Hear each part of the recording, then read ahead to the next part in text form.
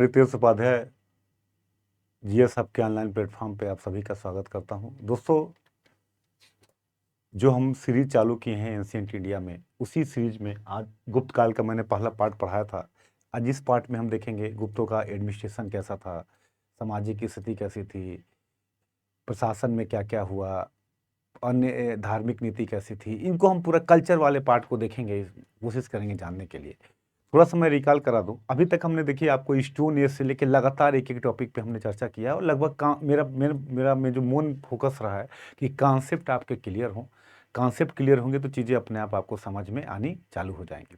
अब उसी क्रम में आज हम देखते हैं, पहले मैंने आपको बताया 2 पार्ट हमने पहले पढ़ा चुका हूँ, जिसमें हमने बताया कि गुप्तों के जानने के स्रोत क्या हैं, जिसमें हमने किताबें बताई काफ़ी। इसमें शूद्रक का मृच्छकटिकम है, भारवी का किरातार्जुनीयम है, इसके कालिदास की रचनाएं हैं, इसके बाद आपका पुराण है। इन सबसे जानकारी हमें मिलती है। अमर सिंह का अमरकोश है। इसके बाद हमने आपको अभिलेख बताया कि बिलसंड अभिलेख है, प्रयाग प्रशस्ति है, मेहरौली का आयरन पिलर है। ये सब अभिलेखें हैं जिसके थ्रू हमें जानकारी मिलती है। अब दोस्तों, इसके बाद हमने बताया कि चंद्रगुप्त प्रथम जो था महाराजाधिराज की उपाधि धारण करता है, लिच्छवी राजकुमारी से वैवाहिक संबंध स्थापित करता है। समुद्रगुप्त को भारत का नेपोलियन कहते हैं, जो उत्तर में उत्तर के राज्यों को जीत लेता है, दक्षिण में ग्रहण मोक्षानुग्रहण की नीति अपनाता है। इसके बाद हमने बताया कि सीमावर्ती प्रदेशों पे आत्मनिवेदन, कन्युपयन, गरुत्मंदक ये विदेशियों के साथ अपनाता है। सीमावर्ती प्रदेशों में सर्वकरदान, आज्ञाकर, प्राणागमन की नीति अपनाता है। मतलब उसके बाद चंद्रगुप्त द्वितीय के बारे में पढ़ा गया कि जो शकों को अंतिम रूप से भारत से बाहर करने वाला शासक है, जिसको सकारी भी कहा जाता था। इसने कदम्ब राजघराना, इसके अलावा आपका नागवंश, मथुरा के, इन सबसे वैवाहिक संबंध स्थापित किया। तो इस प्रकार से हमने पॉलिटिकल इतिहास पढ़ा। नालंदा विश्वविद्यालय का फाउंडर कौन है, कुमारगुप्त प्रथम। पुष्यमित्रों का आक्रमण किसके काल में हुआ, ये सब चीजें हमने आपको बताई। अब जो दूसरा फेज है हमारा, देखेंगे कि गुप्त काल का प्रशासन क्या है, इसके बारे में हम जानने की कोशिश करेंगे। एडमिनिस्ट्रेशन क्या है गुप्तों का।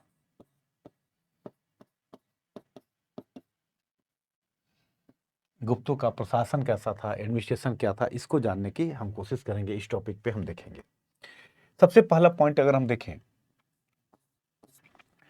तो आपको पता होगा कि जो गुप्त प्रशासन की जो सबसे पहली विशेषता है, यह विकेंद्रीकृत प्रशासन था।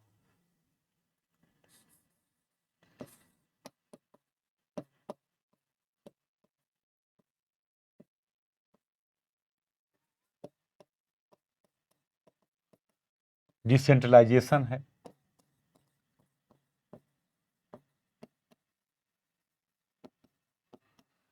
विकेंद्रीकृत प्रशासन का उदाहरण है राजा जो होता था, राजाधिराज, सारी शक्तियां राजा में केंद्रित थी। अर्थात कह सकते हैं कि राजा जो था इस काल में, राजा, राजाधिराज, महाराजाधिराज जैसी उपाधियां धारण करता था।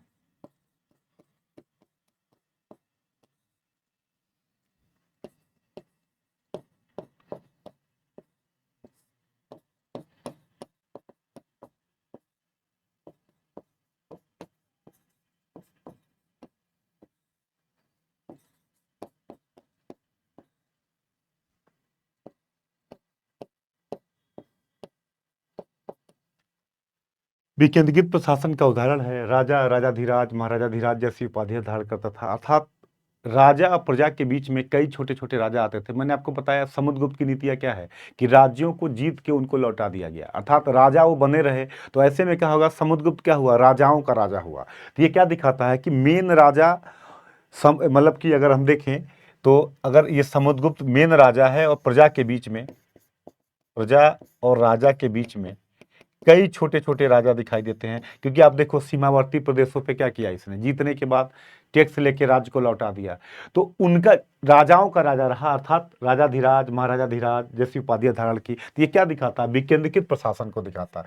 वैसे सारी शक्तियां राजा में केंद्रित थी, राजा में पूरा पावर था। लेकिन जो बीच में अगर देखा जाए तो इस प्रकार की प्रवृत्ति हमें दिखाई देती है। मतलब मेन राजा और प्रजा के बीच में कई छोटे छोटे राजा थे जो स्वतंत्र होकर काम करते थे और इसकी अधीनता को स्वीकार करते थे। प्रशासन में कार्य करने की पूरी शक्ति, पूरा अधिकार राजा के पास था। राजा को सहायता देने के लिए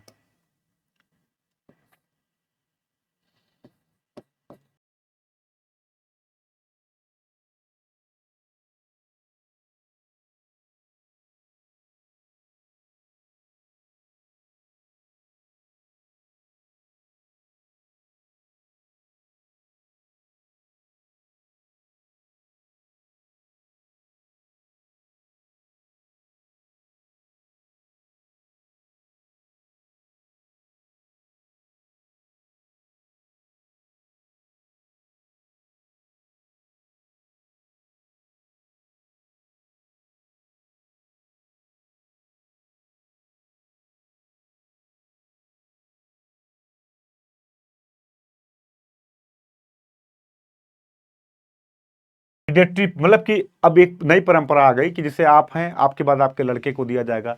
हेरिडेटरी पोस्ट होने लगा था, वंशानुगत पोस्ट होने लगा था, मतलब उस व्यक्ति का राइट हो जाए। ये एक विशेषता यहाँ पे दिखाई देती है। एक और विशेषता दिखाई देती है कि एक ही व्यक्ति मोर देन वन पोस्ट, एक से ज्यादा पद को धारण करता था। मतलब एक ही व्यक्ति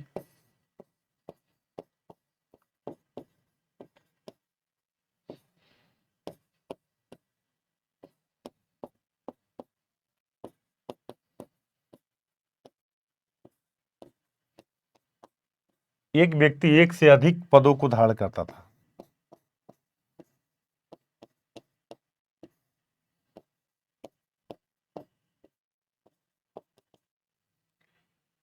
पद वंशानुगत होने लगे थे, एक ही व्यक्ति एक से अधिक पदों को धारण करता, जैसे हरिशेर एक साथ कई पदों को धारण किया था।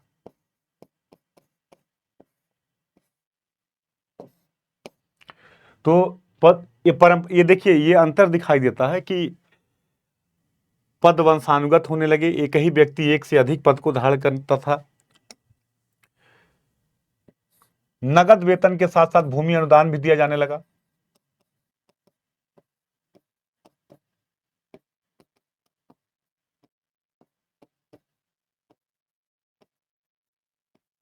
भूमि अनुदान भी दिया जाने लगा।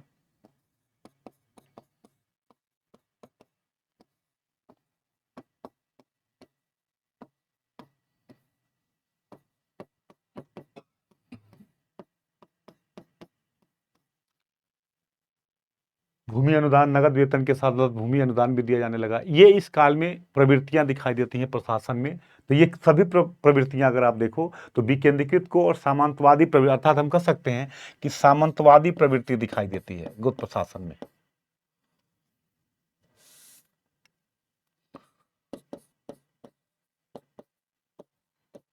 सामंतवादी प्रवृत्ति दिखाई देती है।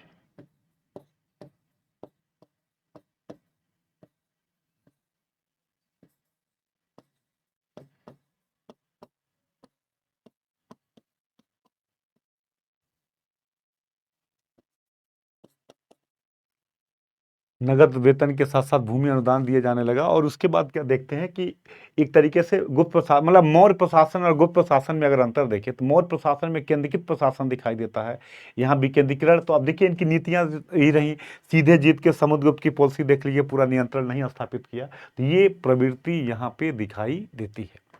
इसके बाद अगर हम देखें, कुछ उच्च अधिकारी दिखाई देते हैं इस काल में, जैसे दंड पासिक।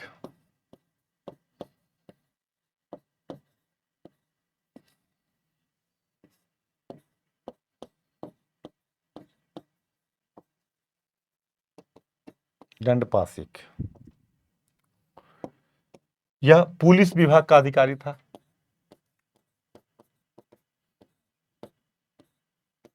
विभाग का सर्वोच्च अधिकारी था। महाबलाधिकृत,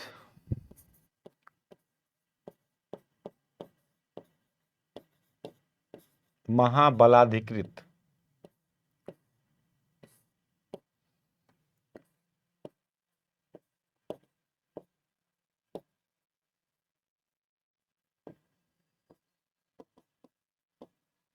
यह सेना का सेनापति था।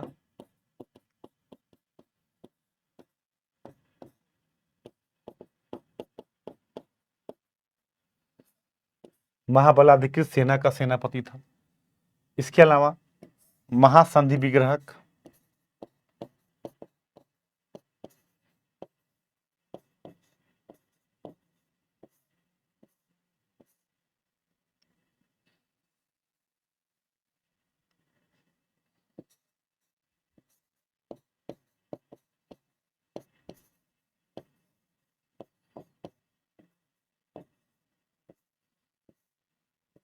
यह युद्ध और शांति का मंत्री था।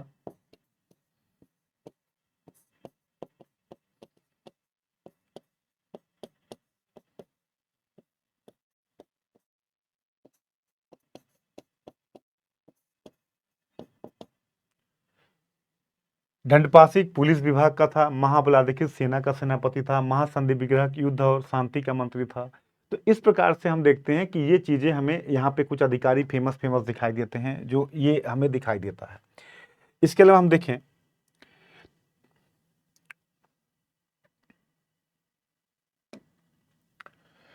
जो गुप्त साम्राज्य था वो प्रांतों में विभाजित था। अगर आप देखें तो साम्राज्य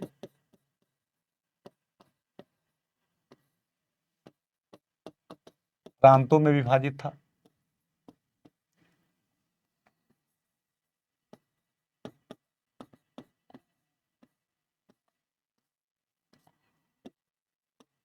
प्रांतों को भुक्ति कहते थे। प्रांतों को क्या कहते थे? भुक्ति।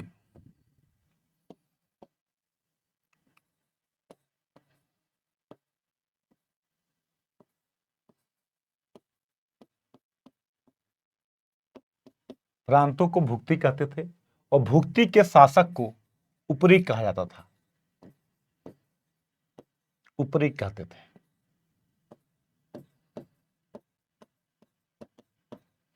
भुक्ति के शासक को क्या कहते थे? उपरी कहते थे। तो प्रांत था, प्रांतों को भुक्ति कहा जाता था। ये पूछा जाता है यूपीपीसीएस में, यूपीएससी में। गुप्त काल में प्रांतों को भुक्ति कहा जाता था और भुक्ति के शासक को उपरी कहते थे। इसके अलावा जो सीमावर्ती प्रदेश थे,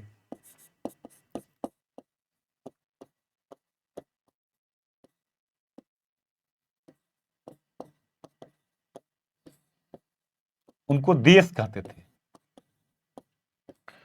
और देश के शासक को कहते थे गोपना। सीमावर्ती प्रदेशों को प्रदेश थे, उनको देश कहते थे और देश के शासक को कहते थे गोपना। गोपना।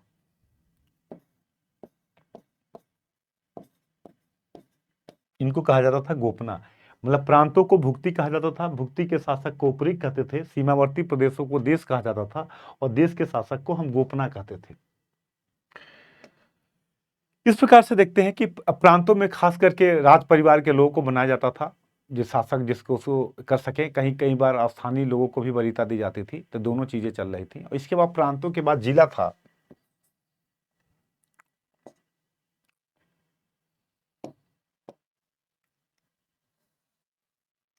प्रांतों के बाद जिला। डिस्ट्रिक्ट को विषय कहते थे।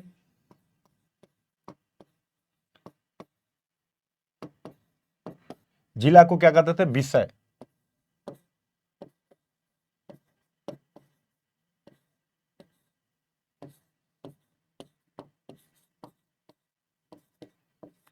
जिले को विषय कहते थे और विषय का शासक होता था विषयपति।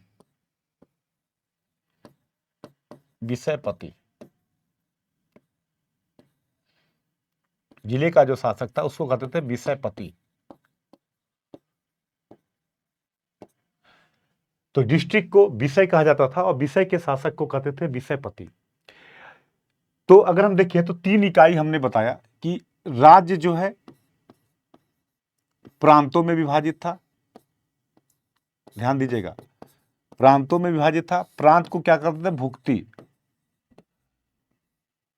और प्रांत जिलों में था और जिलों को क्या कहते हैं? विषय।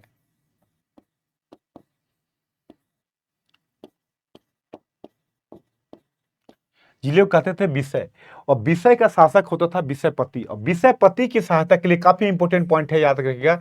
विषयपति की सहायता के लिए एक विषय परिषद होती थी।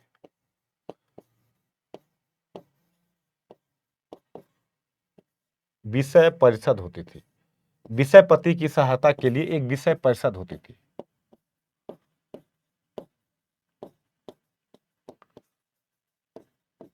विषय परिषद होती थी। तो जिले को विषय कहा जाता था, विषय के शासक को विषयपति कहते थे और विषयपति की सहायता के लिए एक कमेटी बनाई जाती थी जिसका नाम है विषय परिषद। काफी इंपॉर्टेंट है और ये आज से भी मैं कंपेयर करूंगा। तो विषय परिषद में होता कौन कौन था? अगर हम बात करें तो विषय परिषद में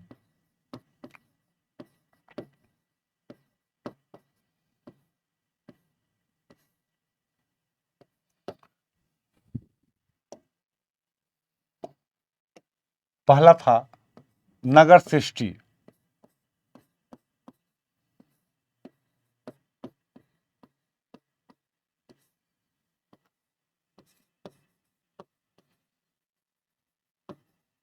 नगर सृष्टि था।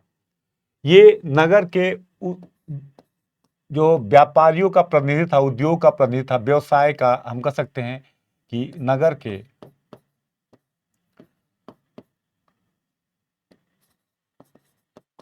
उद्योग का प्रतिनिधि, जो उद्योग की गतिविधियां था उनका जो हेड होता था, नगर श्रेष्ठी कहा जाता था, वो इसका मेंबर होता है। दूसरा सार्थवाह था, सार्थवाह, ये सब याद रखिए, ये सब क्वेश्चन है जो पूछे जाते हैं। दूसरा था सार्थवाह।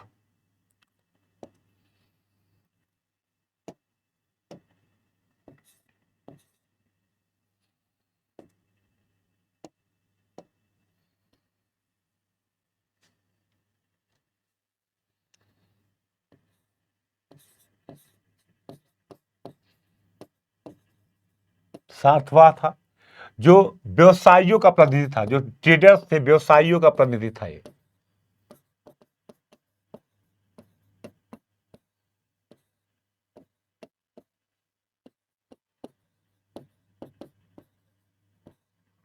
व्यवसायी थे, उनका प्रतिनिधि था। नगर सृष्टि नगर के उद्योगों का प्रतिनिधि था। सार्थवाह व्यवसायियों का प्रतिनिधि था। इसके बाद अगर हम बात करें तो तीसरा प्रथम कुलिक। प्रथम कुलिक यह शिल्पकारों का प्रतिनिधि था।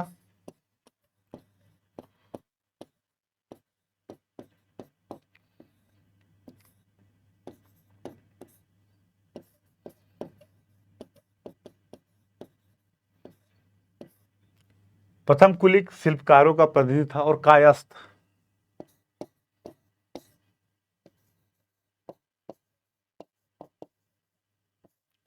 यह भूमि का लेखा जोखा रखता था, अकाउंटेंट हम कह सकते हैं था। भूमि का लेखा जोखा रखता था, एक प्रकार से किसको अनुदान दिया जा रहा है, अकाउंटेंट कह सकते हैं। आगे चल के ही एक जाति के रूप में बनता है जिसको कायस्थ कहा जाता है। तो विषय परिषद में इतने लोग होते थे। नगर श्रेष्ठी होता था, सार्थवाह होता था, प्रथम कुलिक होता था, कायस्थ होता था। ये लोग क्या करते थे, ये विषय परिषद में होते थे जो जिला प्रशासन में प्रशासन को सहयोग प्रदान करते थे। अब आप देखो, इसका मतलब क्या था कि प्रशासन में व्यवसायिक गतिविधियों को मान्यता दी गई थी, व्यापारियों के साथ मिलकर काम किया जा रहा था। तो ये क्या होगा, व्यवसाय के लिए बेहतर होगा। और याद आप सिंपल आप समझो, आज भी आप देखो तो सरकारें क्या है, उद्योगपतियों के साथ लोन देती हैं, उनको विकास के लिए प्रोजेक्ट बताते करती हैं, सपोर्ट करती हैं। क्योंकि ये एक गांधी कहते हैं कि पूंजीपति एक ऐसा वर्ग होता है समाज का जो जानता है इनकी इज्जत करनी चाहिए, क्योंकि यही एक वर्ग है जो 2 रुपये को 4 रुपया कैसे किया जाए वो जानता है, ये कैसे आगे बढ़ाया जाए। क्योंकि जब तक ग्रोथ नहीं होगा, इकोनॉमिक ग्रोथ नहीं होगा, देश का भी विकास नहीं होगा। क्योंकि टैक्स नहीं मिलेगा तो सरकार वेलफेयर के भी काम नहीं कर पाएगी। तो गुप्त प्रशासन में स्थानीय, क्वेश्चन आ जाए प्रीलिम्स में कि गुप्त प्रशासन में स्थानीय लोगों को भागीदार बनाया जाता था, व्यवसायियों को प्रशासन में जिला स्तर पर भागीदार बनाया जाता था। नगर का जो उद्योग का प्रतिनिधि है, जो मेन है, वो मेंबर होता था। जो व्यापार एक जगह से दूसरी जगह जाके करते थे उनके प्रतिनिधियों को सार्थवाह कहते थे, वो भी इसका मेंबर होता था। शिल्पकार, जो शिल्पकारों का प्रतिनिधि था, प्रथम कुलिक कहते थे, ये भी उसका मेंबर होता था। कायस्थ, जो इसका कायस्थ क्या है, इस काल में भूमि अनुदान की परंपरा चालू हुई। जब भूमि अनुदान की परंपरा चालू हुई तो अब जब भूमि हम अनुदान करेंगे तो भूमि का लेखा जोखा रखना पड़ेगा कि कौन सी भूमि हमने किसको दी है। तो इसके लिए एक नौकरी चालू हुई। जो पढ़ा लिखा वर्ग था, चाहे वो ब्राह्मण हो चाहे वो क्षत्रिय हो, ये काम करना चालू किया अकाउंटिंग का। यही आगे चल के एक जाति बनती है जिनको कहा जाता है कायस्थ। लेटर गुप्ता में एक जाति के रूप में आ जाता है, जो आज श्रीवास्तव निगम कहे जाते हैं। तो आगे चल के एक जाति के रूप में एक परिणित हो जाते हैं। ये अपने पढ़ा लिखा वर्ग था, ये मतलब जो उस समय बड़ा इज्जत वाला काम था कि इनका अकाउंट रखना, भूमि का लेखा जोखा रखना, हिसाब रखना। तो ये जिला लेवल पे विषय था, विषय परिषद कहा जाता था। और इसमें नगर सृष्टि होता था, सार्थवाह होता था, प्रथम कुलिक होता था। यह ट्रेडर्स का प्रतिनिधि था, यह जो आर्टिजन होते थे, उनका शिल्पकार होते थे, उनका प्रतिनिधि था। ये कायस्थ था, जो एक भूमि का अनुदान दिया जा रहा है। एक तरीके से ये बड़ा, इस समय भूमि अनुदान जब ज़्यादा चालू हुई, पेमेंट के रूप में भी भूमि अनुदान दिया जा रहा था। तो जब भूमि अनुदान ज़्यादा दिया जाएगा तो सिंपल सी बात है कि परिणाम ये होगा कि एक व्यक्ति को रखना पड़ेगा जो ये बताए कि कैसा क्या चल रहा है, क्या हो रहा है। तो उसी संदर्भ में यह पद आता है और ये भूमि का लेखा जोखा रखने वाला होता है, जिसको अकाउंटेंट कहा जाता है। तो जिला लेवल पे ये कमेटियां थी, जिसको दिमाग में रखिएगा अगर क्वेश्चन आता है तो। इसके बाद ग्राम था। ग्राम में ग्रामों के बारे में बहुत ज्यादा तो उल्लेख नहीं मिलता। ग्राम पंचायत होती थी जिनका निर्वाचन होता होगा, ग्राम पंचायत होती थी। लेकिन जो कुछ अधिकारी मिलते हैं जैसे ग्राम लेवल पे महत्तर,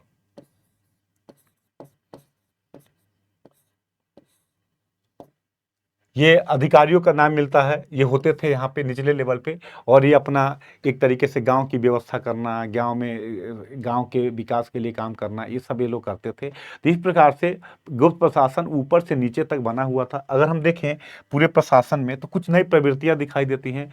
विकेंद्रीकरण की प्रवृत्ति दिखाई देती है। एक ही व्यक्ति को एक से अधिक पद दिए जाते थे। सामंतवादी प्रवृत्ति दिखाई देती है। उसके अलावा हम बात करें तो कुछ अधिकारी थे, जैसे मैंने बताया कि महासंधि विग्रहक है जो युद्ध और शांति को देखता है। महाबलाधिकृत है जो सेनापति कहलाता था। प्रतिहार अंत महाप्रतिहार ये द्वारपाल महलों की देखरेख के लिए होते थे। विनय स्थित स्थापक धर्म और शिक्षा संबंधी मामले को देखता था। इस प्रकार से एक उच्च अधिकारियों का एक वर्ग था जो ये काम करता था। अगर हम बात करें न्याय व्यवस्था की, बात करें इनकी गुप्तों की,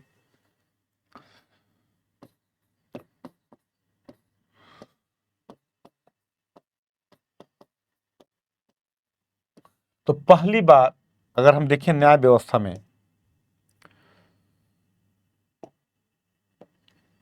पहली बार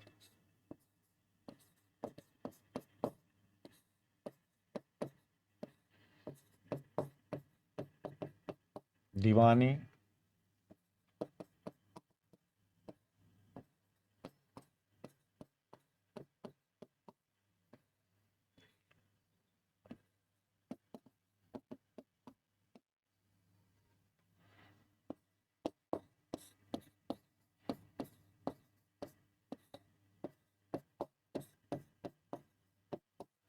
पहली बार दीवानी और फौजदारी कानूनों की व्याख्या की गई।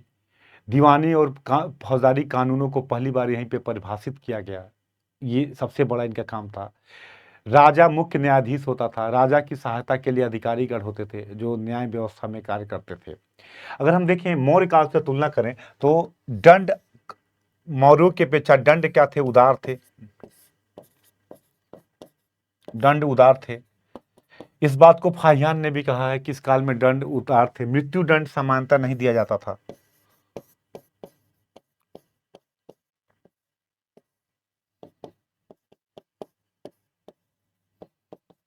जुर्माने लगाए जाते थे।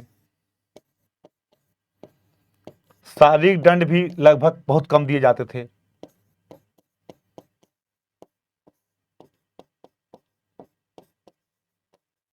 अगर हम बात करें तो शारीरिक दंड भी काफी कम दिए जाते थे।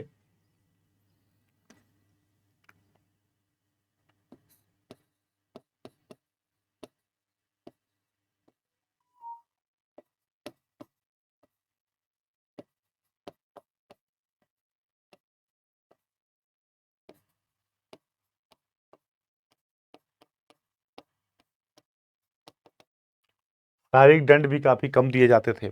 इसके अलावा अगर हम देखें तो कहते थे राजद्रोह, बार बार राजद्रोह के अपराध में दाहिना हाथ काट लिया जाता था। अगर राजद्रोह आप करते हो, देश के खिलाफ कोई काम करते हो, वरना अपराध मौर्य काल के अपेक्षा देखा जाए तो इस समय उस प्रकार का कठोर दंड नहीं था गुप्तों के काल में। फाहियान ने भी कहा है कि बड़ी शांति थी और साक्ष्य लिए जाते थे। दंड देने के दौरान साक्ष्यों पे बल दिया जाता था। साक्ष्य पे, एविडेंस पे बल दिया जाता था। अगर साक्ष्य नहीं है तो हम कह सकते हैं कि अग्नि, जल, प्राकृतिक साक्ष्यों का प्रयोग किया जाता था। मतलब अग्नि के सामने शपथ खाइए कि आपने नहीं किया है। इस प्रकार के मतलब प्राकृतिक चीजों के द्वारा दंड को इनके सामने कि आप जल हुआ, अग्नि हुआ, नहीं कहते कि अच्छा जो मंदिर के सामने आइए झूठ, अगर आप सही बोल रहे हैं तो इस प्रकार के भी साक्ष्य को यहाँ पे लिए जाते थे। लेकिन अगर आप ओवरऑल देखें तो मौर्यों की अपेक्षा दंड इस समय क्या था? उदार था, कठोर नहीं था, उदार दंड दिया जाता था। ये प्रवृत्ति इस काल में हमें दिखाई देती है। अगर हम यहाँ पे देखें तो ये चीजें हमें दिखाई देती है। इसके अलावा अगर हम देखें तो गुप्त काल में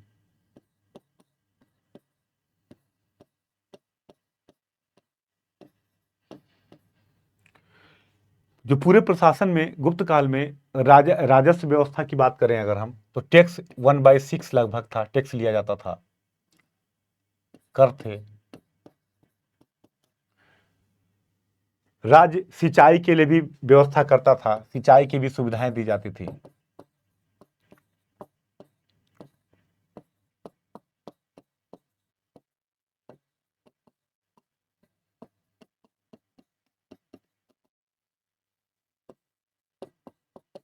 ये पूरा का पूरा अगर हम देखें तो मौर्य गुप्त काल का प्रशासन था। अगर हम पूरा एक बार ओवरव्यू देखें अगर,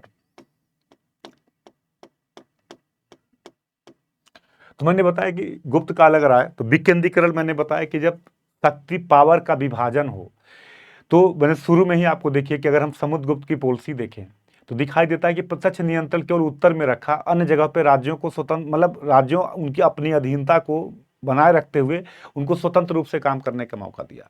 तो ये क्या होगा, अब ऐसे में जरूरी है, देखिए ये पतन का भी कारण है कि विकेंद्रीकरण जब होगा तो राजा जब तक योग्य है तब तक तो लोग उसकी अधीनता को मानेंगे। जैसे ही राजा कमजोर हुआ तो ये अपने को स्वतंत्र करना चालू कर देंगे।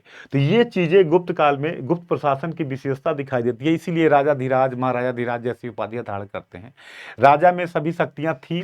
राजा की सहायता के लिए मंत्रियों का ग्रुप था। एक ग्रुप होता था अमात्य, अमात्य में से ही योग्य व्यक्तियों को अलग अलग पदों पे चुना जाता था। कुछ अधिकारी जो मैंने आपको बताया जो मिलते हैं यहाँ पे, दंडपाशिक हो गया। दंडपाशिक क्या है, पुलिस विभाग का अधिकारी है। महाबलाधिकृत क्या है, सेना का सेनापति है। इसके बाद हमने आपको बताया कि महासंधि विग्रह क्या है, युद्ध और शांति का मंत्री है।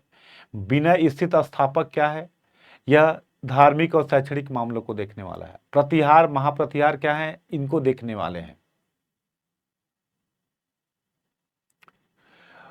भूमि का रिकॉर्ड रखने वाले, भूमि आलेखों को सुरक्षित रखने वाले महाज पटलिक और करलिक जैसे अधिकारी होते थे। तो इस प्रकार से अधिकारियों का ग्रुप था। अधिकारियों को भूमि अनुदान, नगद वेतन के साथ भूमि अनुदान भी दिया जाता था। प्रांतों को भुक्ति कहते हैं। भुक्ति का शासक उपरीक होता था। सीमावर्ती प्रदेशों को देश कहते थे और देश के प्रशासक को गोपना कहा जाता था। ग्राम के बारे में बहुत ज़्यादा जानकारी नहीं मिलती, लेकिन महत्तर, अष्टकुलाधिकारी जैसे अधिकारी होते थे जो निचले लेवल पे। ग्राम पंचायत स्वायत्त होकर अपने काम करते थे। कैसे निर्वाचन क्या होता था, बहुत ज़्यादा इसके बारे में जानकारी नहीं मिलती। इसके अलावा राज्य सिंचाई के लिए भी काम करता था। भूमि कर मेन वो था, भूमि कर लिया जाता था। इस प्रकार से हम देखते हैं कि यह जो है मौर्य का दंड व्यवस्था मौर्यों की अपेक्षा उदार थी। मृत्यु दंड नहीं दिए जाते थे। बार बार राजद्रोह अगर करते हैं तो दाहिना हाथ काट लिया जाता था। शारीरिक दंड भी काफ़ी कम दिए जाते थे। यहाँ तक कि फाहियान ने भी कहा है कि लोग बड़ी शांतिप्रिय थे, शांति के साथ रहते थे। ये चीज़ें यहाँ पे दिखाई हमें देती है, ये प्रवृत्तियाँ यहाँ पे हमें दिखाई देती हैं अगर देखें तो ये है गुप्त प्रशासन की विशेषताएं। अब अगर हम देखें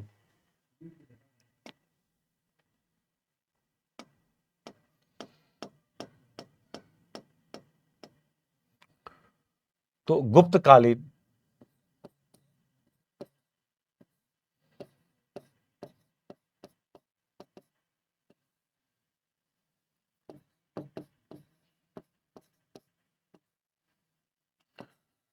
गुप्तकालीन समाज की बात करें अगर हम, तो वर्ण व्यवस्था और जाति व्यवस्था थी।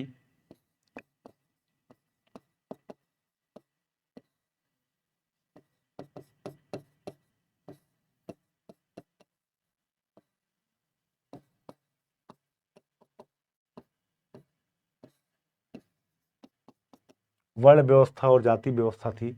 हमने बताया कि चारों वर्णों के अपने काम थे। अब पहले भी मैंने आपको बताया है कि चारों वर्णों में ब्राह्मण, क्षत्रिय, वैश्य और शूद्र थे।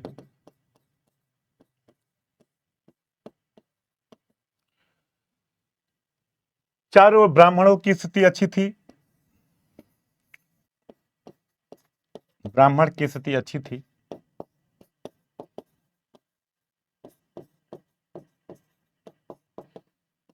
या अपने से नीचे का भी व्यवसाय अपना विपरीत परिस्थितियों में, इसी को कहते हैं आप धर्म कहा जाता है। एक टर्म आता है यहाँ पे, याद रखिएगा, आप धर्म।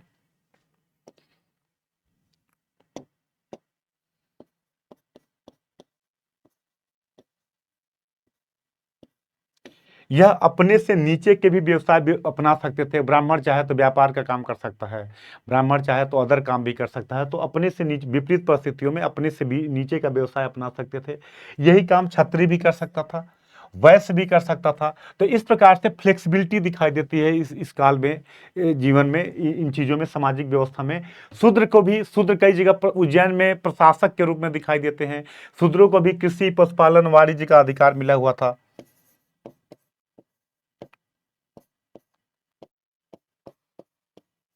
कृषि, पशुपालन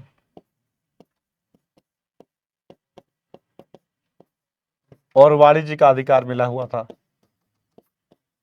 और वाणिज्य का अधिकार मिला हुआ था।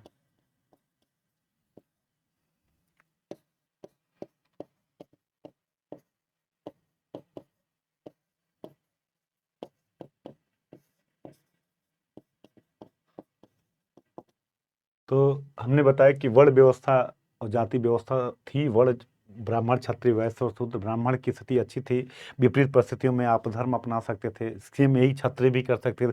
शूद्रों को इस समय कृषि, पशुपालन, वाणिज्य का अधिकार दिया जाता है। शूद्र सैनिक वृत्ति भी अपना सकते थे इस समय। मतलब शूद्रों के अधिकार में देखें तो काफी परिवर्तन आता है। ये सैनिक वृत्ति भी अपना सकते थे, सैनिक कार्य भी कर सकते थे।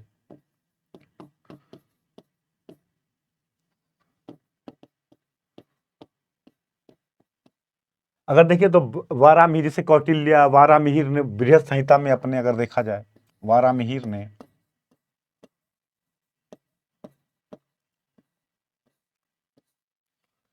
बृहद संहिता में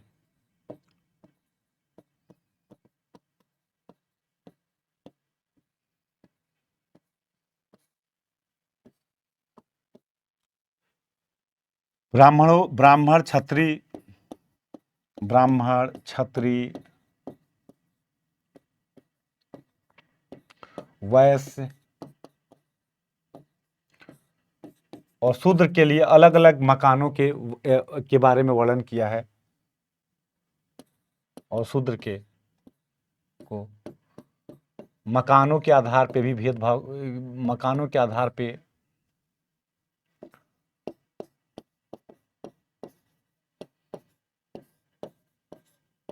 पर व्याख्या की है।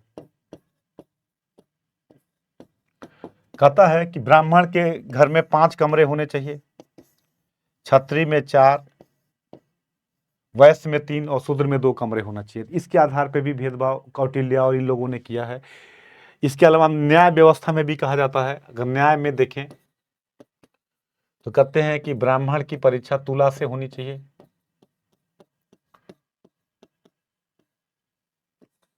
क्षत्रिय की अग्नि से, वैश्य की जल से और शूद्र की विष से।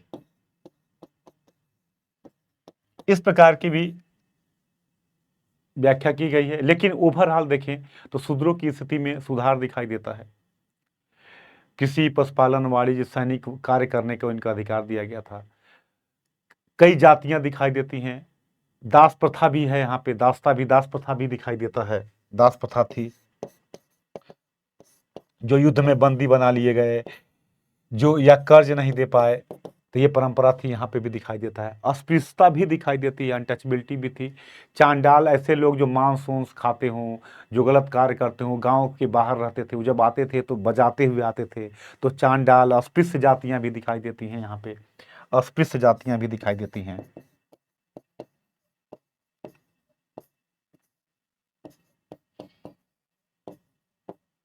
जातियां भी थी।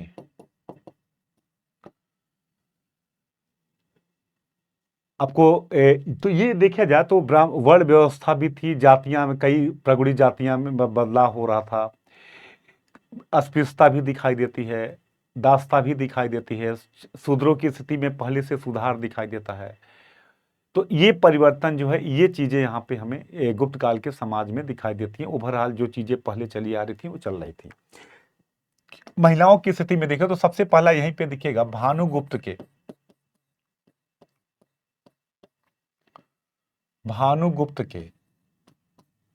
एरल अभिलेख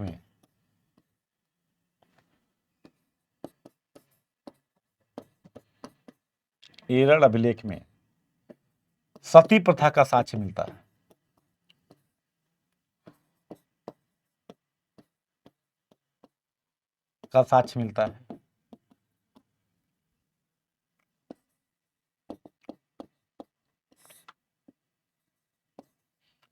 भानुगुप्त केरल अभिलेख में सती प्रथा का अभिलेख ही साक्ष्य दिखाई देता है पहली बार यहाँ पे।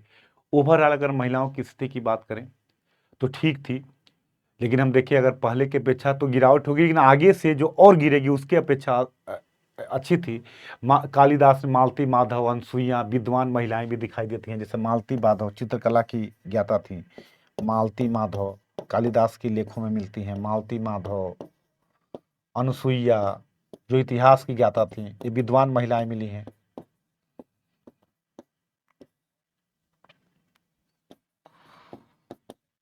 विद्वान महिलाएं हैं।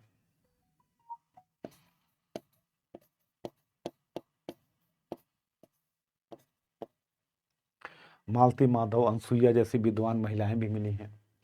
सती प्रथा का अभिलेखी साक्ष्य मिलता है। 12 से 13 वर्ष में विवाह की आयु मानी जाती थी।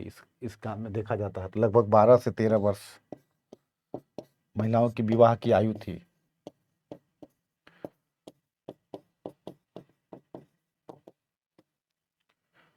अगर हम बात करें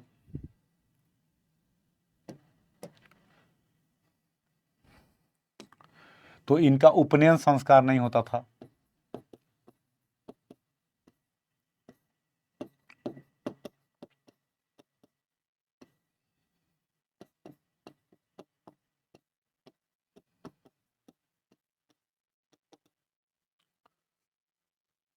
उपनयन संस्कार इनका नहीं होता था।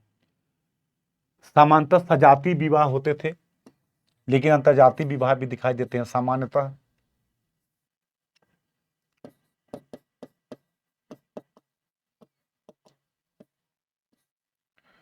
सजातीय विवाह होते थे।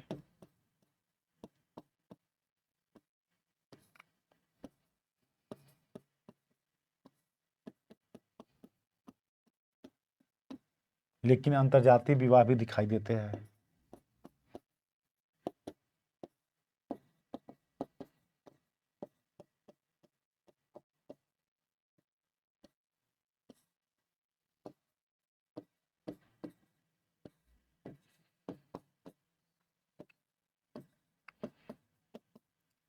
आपको मैंने बताया था कि विवाह दो प्रकार का था, अनुलोम और प्रतिलोम। अनुलोम विवाह जब लड़का उच्च जाति का हो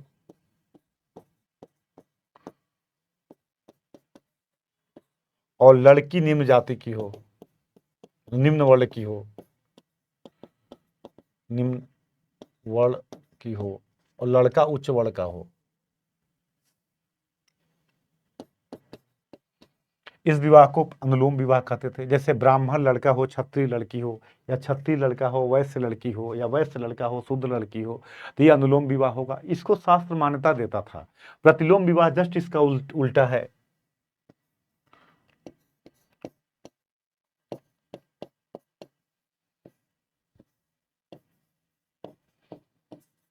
प्रतिलोम विवाह में लड़की उच्च वर्ण की और लड़का निम्न वर्ण का हो।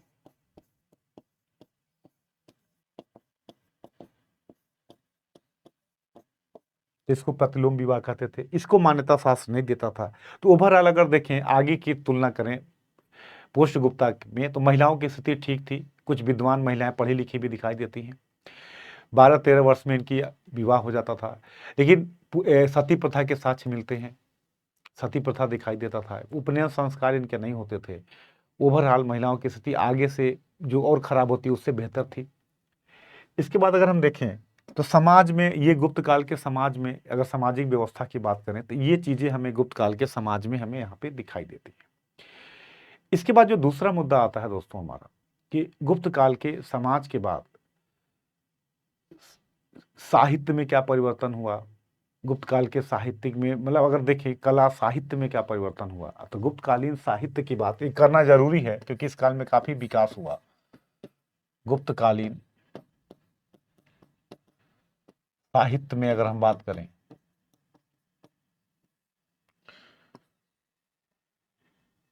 गुप्तकालीन, तो इसमें सबसे पहले हम 3 विद्वानों का नाम लेंगे।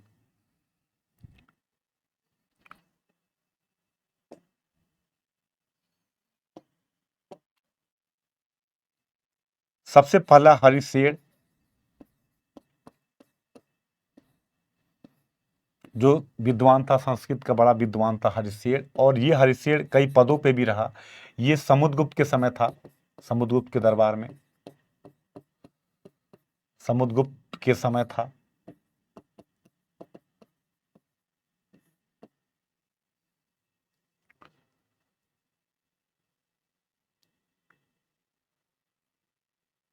और हरिसेन ने प्रयाग प्रशस्ति की रचना की।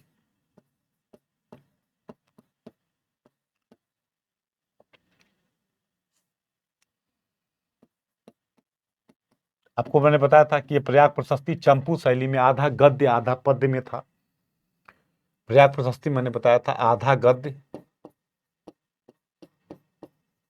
और आधा पद्य में था।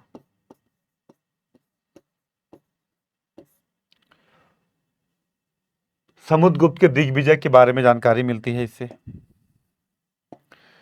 समुद्रगुप्त के जो विजय की नीति है वो पूरी जानकारी मिलती है।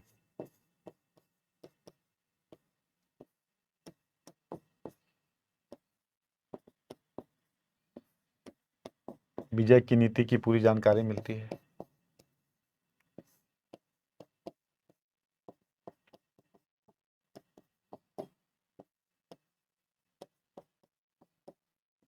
जानकारी मिलती है।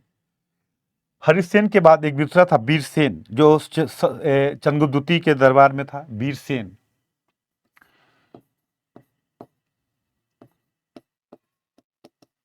जो उदयगुरी गुहालेख है, ये भी विद्वान था इस काल का।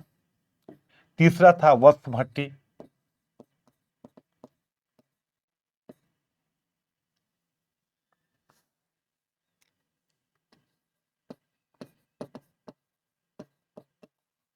ये तीसरा था जो मंदसौर प्रशस्ति का लेखक था, जो सूर्य मंदिर के बारे में जानकारी मिलती है। ये तीनों विद्वान थे उस काल में। इसके बाद अगर हम बात करें तो हमने बताया था कि कालिदास इस काल के बहुत बड़े विद्वान हुए। कालिदास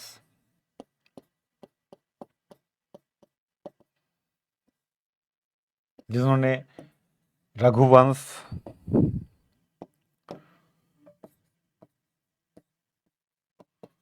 रामायण का पूरा उल्लेख किया। रघुवंश, कुमार संभव, कार्तिकेय के बारे में है।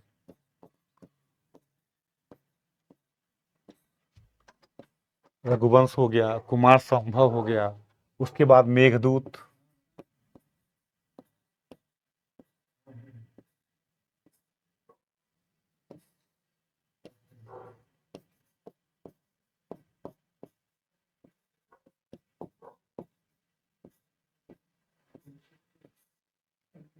रघुवंश, कुमार संभव, मेघदूत, विक्रमोर्वशी।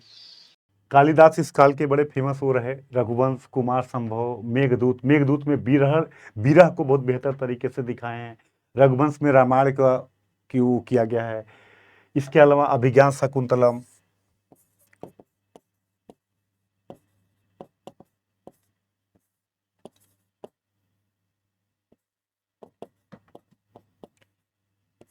ये इनकी रचनाएं हैं जो इस काल के फेमस विभूति रहे कालिदास। वीरसेन रहे। इसके अलावा हम बात करें अगर भारवी, जिन्होंने किरात अर्जुनियम लिखा।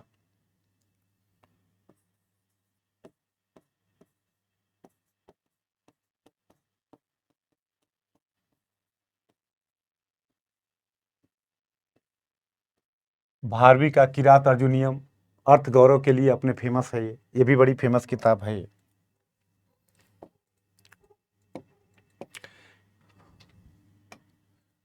ये किताब अपने अर्थ गौरव के लिए फेमस है।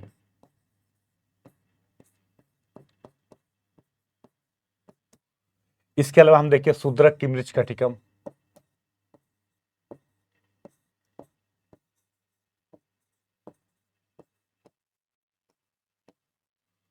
शूद्रक की किताब रही मृच्छकटिकम, ये भी बड़ी फेमस बुक रही। तो भारवी का किरात अर्जुनियम, शूद्रक का मृच्छकटिकम, इसके अलावा कालिदास की कालिदास यही हैं जो चंद्रगुप्त के दरबार में थे। और आपको बता दूं इन्हीं यही कालिदास को राजदूत बना के कुंतल नरेश में चंद्रगुप्त ने भेजा था। वहाँ शासन व्यवस्था बेहतर नहीं चल रही थी, तो इस संदर्भ में वहाँ पे क्या किया था कि उसने भेजा था वहाँ की शासन व्यवस्था को देखने के लिए। तो कालिदास हो गए, शूद्रक की मृच्छकटिकम हो गई। ये मतलब इस साहित्य के काल में अगर देखा जाए तो काफ़ी विकास हुआ। इस साहित्य के काल का गौरवपूर्ण काल था ये, अगर हम देखें इस गुप्त काल में देखा जाए तो। अगर आपसे आ जाए विद्वान पूछ दे तो वत्स भट्टी हैं, वीरसेन हैं, हरिसेन हैं। इसके अलावा आपको बताए थे कि नवरत्न भी थे, इस 9 विद्वान थे, जिसमें हमने आपको अमर सिंह का नाम लिया था। धन्वंतरी को बताया था जो चिकित्सक हैं इस काल के।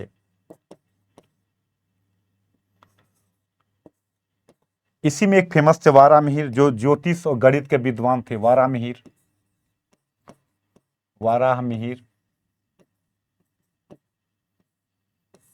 जिन्होंने बृहद संहिता लिखी।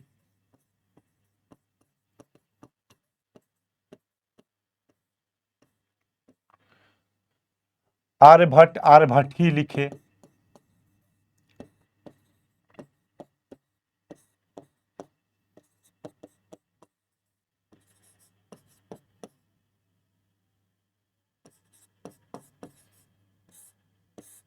आर्यभट्ट ही थी, आर्यभट्ट की जो गणित की किताब थी।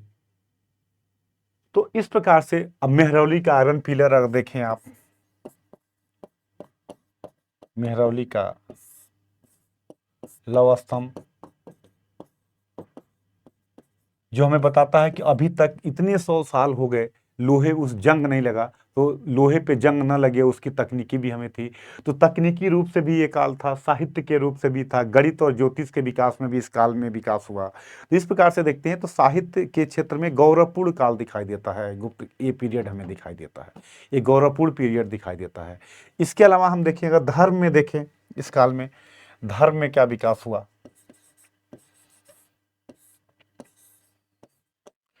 तो हम जो आज हिंदू धर्म हम देखते हैं, 9 हिंदू धर्म का अगर हम बात करें तो सही मायने में इस काल में स्थापित हो गया, जो आज हमें दिखाई देता है।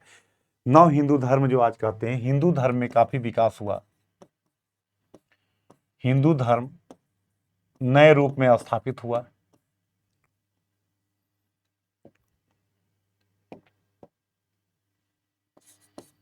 नए रूप में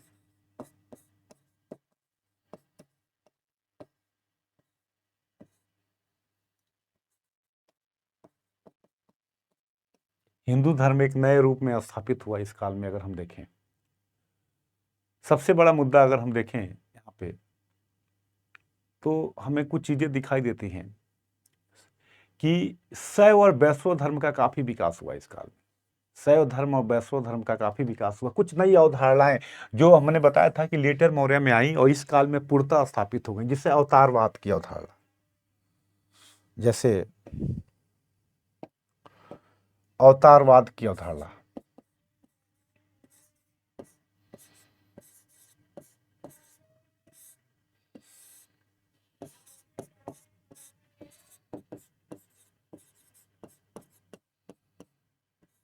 अवतारवाद की अवधारणा इस काल में पूर्णतः स्थापित हो गई और कहा गया कि भगवान विष्णु के 10 अवतार होंगे। अभी अवतारवाद क्या है, अगर आप देखो अलग अलग रूप में भगवान विष्णु के अवतार होंगे। राम हो गए, परशुराम हो गए, मत्स्य रूप हो गया, कूर्म रूप हो गया। ये जो अलग अलग अवतार होंगे, ये क्या करता है, समाज को जोड़ने का एक तरीका है। यहाँ तक कि कहा गया कि गौतम बुद्ध भी कुछ अलग नहीं है, विष्णु के अवतार हैं। तो समाज क्या होगा, समाज को जोड़ने का एक तरीका है। अगर आप राम भक्त हो तो भी विष्णु के भक्त हो, अगर आप कृष्ण भक्त हो तो भी विष्णु के भक्त हो, अगर परशुराम भक्त हो तो भी विष्णु के भक्त हो, यहाँ तक कि अगर गौतम बुद्ध को भी मानते हो तो किसको मानते हो, विष्णु को मानते हो। तो अवतारवाद ये हिंदुज्म की एक ऐसी अवधारणा है, किसने क्या किया आज भी। अब कोई है ये कहते हैं कि बाबा इनके अवतार हैं, ये इनके अवतार हैं, तो ये क्या है, एक तरीके से आप जिनको किसको मान रहे हो, इस शिव के अवतार मतलब इस व्यक्ति के माध्यम से आप किसको मान रहे हो, शिव को मान रहे हो। तो इस तरीके से ये इस तरीके से स्थापित हुआ कि आज भी इसकी अवधारणा आज भी यह बना हुआ है। तो ये मान के चलिएगा कि यह हिंदू धर्म में इस समय पूर्णतः ही स्थापित हो गया, अवतारवाद की अवधारणा को पूर्णतः स्थापित कर दिया गया। दूसरा, भक्ति की अवधारणा पूर्णतः स्थापित हो गई। भक्ति की अवधारणा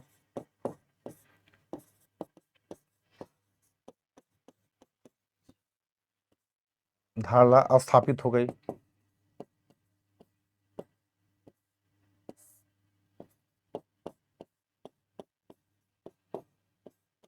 इस काल में भक्ति की अवधारणा पूर्णतः स्थापित हो गई।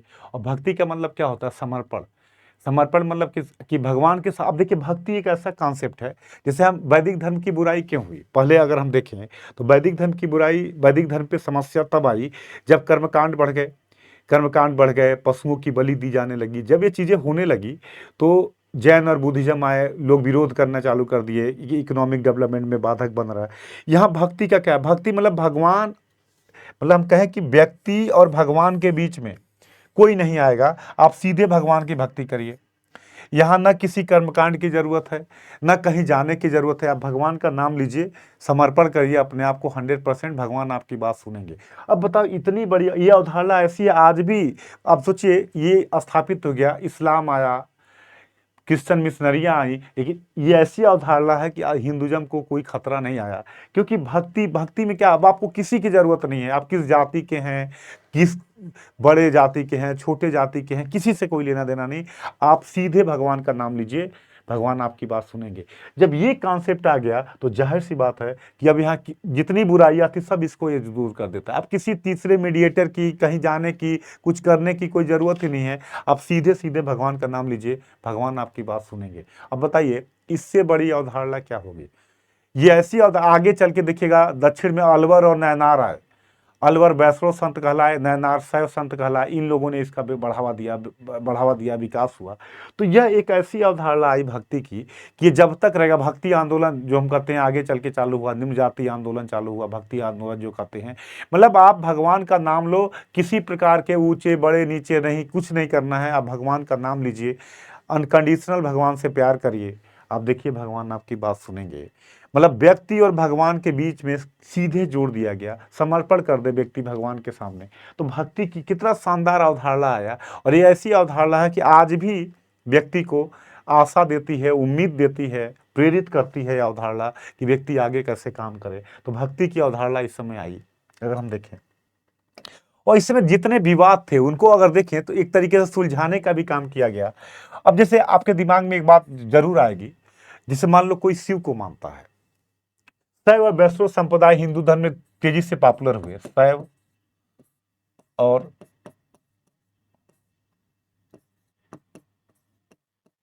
वैष्णव धर्म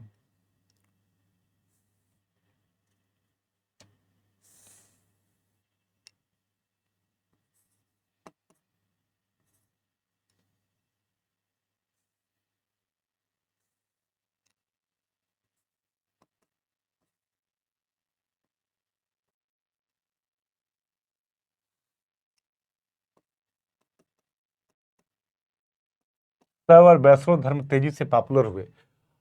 तो अब दिक्कत ये था कि शैव और वैष्णव में विवाद न हो जाए, कोई आपस में कोई विवाद न हो जाए, कोई कहे कि शिव बड़े हैं, कोई कहे विष्णु बड़े हैं। तो इन दोनों के समन्वय के लिए हरिहर का कॉन्सेप्ट ला दिया गया। हरिहर, हरि और हर, शैव और वैष्णव के समन्वय को दिखाता है। शैव और वैष्णव के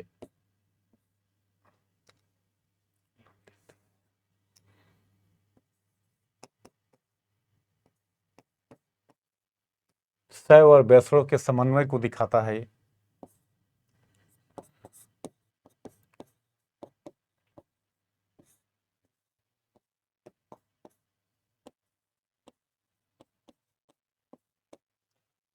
तो हरिहर की इमेज, हरिहर की मूर्तियां बनने लगी। तो ये क्या है, मतलब शैव और वैष्णव दोनों एक दूसरे के पूरक है। आप देखिए इसका सबसे बड़ा हिंदुइज्म का एग्जाम्पल कि शिव को जब हम बेलपत्र चढ़ाते हैं तो बेलपत्र पे राम लिखते हैं, मतलब शिव को सबसे ज्यादा पसंद कौन है, राम, और राम को सबसे ज्यादा पसंद कौन है, शिव। तो ये दोनों विवाद ही खत्म हो गया। जो शिव भक्त होगा वो राम भक्त होगा, विष्णु भक्त होगा, और जो विष्णु भक्त होगा वो शिव भक्त होगा। देखिए कितना, मतलब इस काल के जो विचारक थे कि पता था कि फ्यूचर में विवाद हो सकता है कि शिव बड़े हैं कि विष्णु बड़े हैं आपस में। तो ये देखिए किस प्रकार से अवधारणा आई। हरिहर, हरि और हर, शैव और वैष्णव का समन्वय दिखाता है। जो शिव को मानता है वो विष्णु को मानेगा, और जो विष्णु को मानता है वो शिव को मानता है। मतलब एक ईश्वरवाद की अवधारणा आ गई कि नहीं आ गई। बहुदेववादी होते हुए भी, मतलब पॉइंट को ध्यान दीजिएगा, बड़ा अच्छा पॉइंट बता रहा हूं कि हम भारतीय हिंदू धर्म बहुदेववाद होते हुए भी, बहुदेववादी होते हुए भी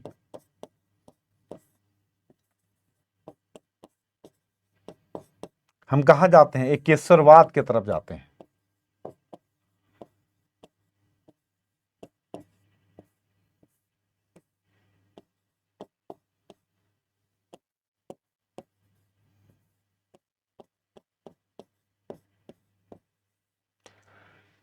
बहुदेववादी होते हुए भी हम कहा जाते हैं, एक ईश्वरवाद की तरफ जाते हैं। मतलब अगर हम बात करें तो हम कह सकते हैं कि हम शिव को मानते हैं, विष्णु को मानते हैं, अलग अलग देवताओं को मानते हैं, फिर हम कहते हैं सभी एक हैं। तो बहुदेववाद होते हुए अब राम को मानिए, कृष्ण को मानिए, क्या कहते, परशुराम को मानिए, गौतम बुद्ध को मानिए, ये सब कौन है, विष्णु हैं। तो ये क्या दिखाता है, एक ईश्वरवाद की अवधारणा दिखाती है कि ईश्वर एक है, अलग अलग रूपों में, अलग अलग नामों में हम उनको जानते हैं। तो ये बताइए कितना खूबसूरत अवधारणा है कि शैव और वैष्णव समन्वय दिखाता है। और इसके लिए हमने दोनों को जो ये ऐसा कर दिया कि विवाद ही खत्म है, दोनों एक दूसरे के पूरक हैं। जो शिव को मानता है वो विष्णु को मानता है, जो विष्णु को मानता है वो शिव को मानता है। ये विवाद ही खत्म हो गया। इसके बाद एक विवाद था, हो सके ये दिमाग में आए, कोई कहे शक्ति बड़ी हैं, मातृ देवी जो इंडस वैली में दुर्गा बड़ी हैं, या पुरुष देवता शिव बड़े हैं। इस समस्या का भी समाधान कर दिया गया और कॉन्सेप्ट आ गया अर्धनारीश्वर।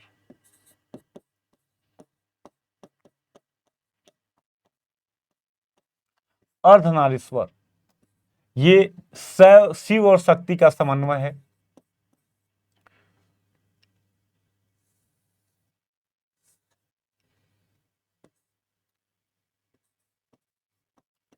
शिव और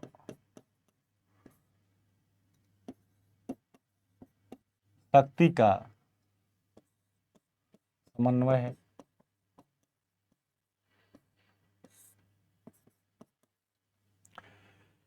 शिव और शक्ति के समन्वय को दिखाता है कि इसका मतलब क्या है, अगर देखें तो जेंडर इक्वलिटी की बात करता है कि शिव के शक्ति का आधार माता है और माता की शक्ति का आधार शिव है, और दोनों के पूरक हैं, एक दूसरे के पूरक है, अर्धनारीश्वर। इसका मतलब स्त्री पुरुष समानता की बात हुई कि नहीं हुई। अगर हम बात करें,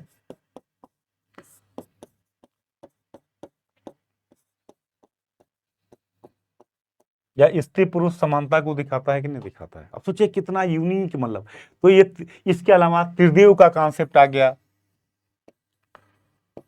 त्रिदेव की अवधारणा आ गई।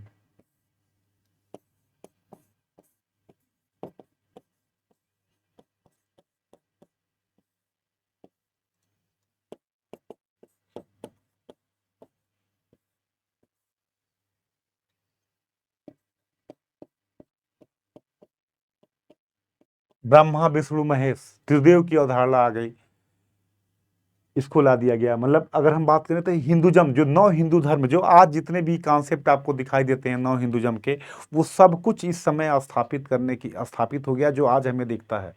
त्रिदेव की अवधारणा आई, भक्ति की अवधारणा आई, अवतारवाद की अवधारणा आई, हरिहर की अवधारणा आई, अर्धनारीश्वर की अवधारणा आ गई, गंगा यमुना की पूजा होने लगी।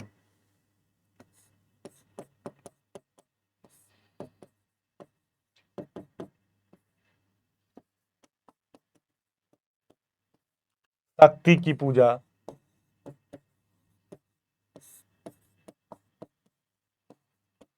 मतलब आज जो हम देखते हैं वो सब कुछ इस समय दिखाई हमें देता है।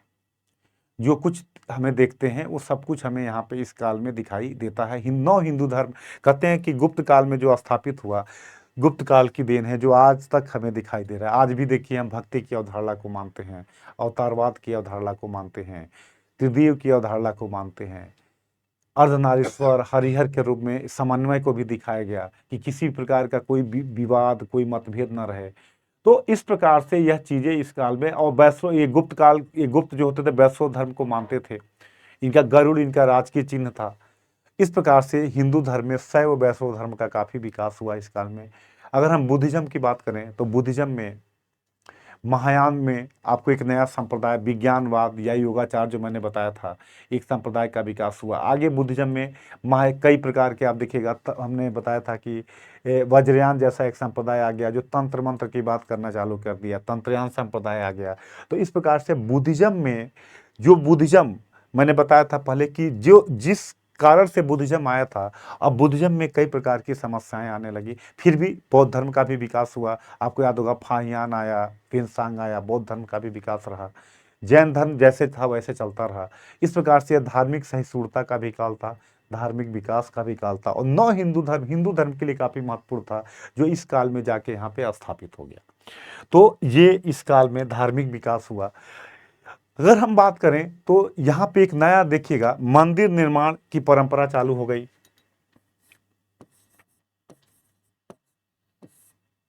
थोड़ा सा जान लीजिएगा, मंदिर निर्माण जब हम देखते हैं तो तीन प्रकार की शैली हमें दिखाई देती है मंदिर निर्माण।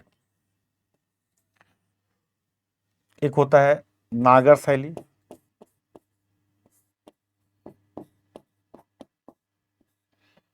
दूसरा है द्रविड़ शैली, और तीसरा है बेसर शैली।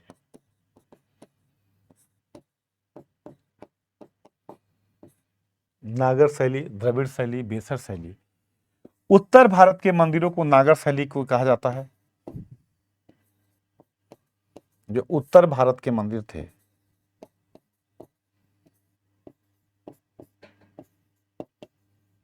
नागर शैली के मंदिर हैं। दक्षिण भारत के मंदिरों को द्रविड़ शैली का कहा जाता है।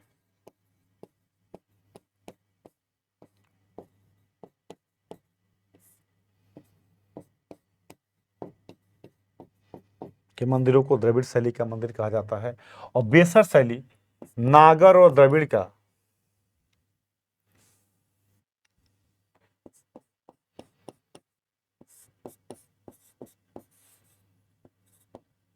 और द्रविड़ का संयुक्त रूप है।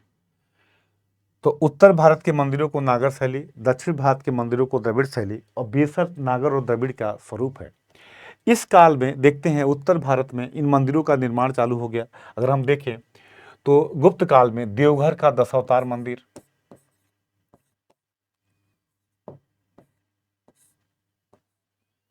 झांसी ललितपुर के पास है देवघर का दशावतार मंदिर।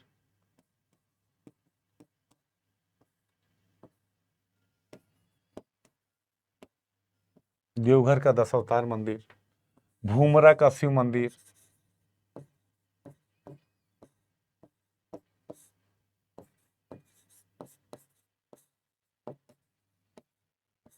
नचना कुठार का पार्वती मंदिर,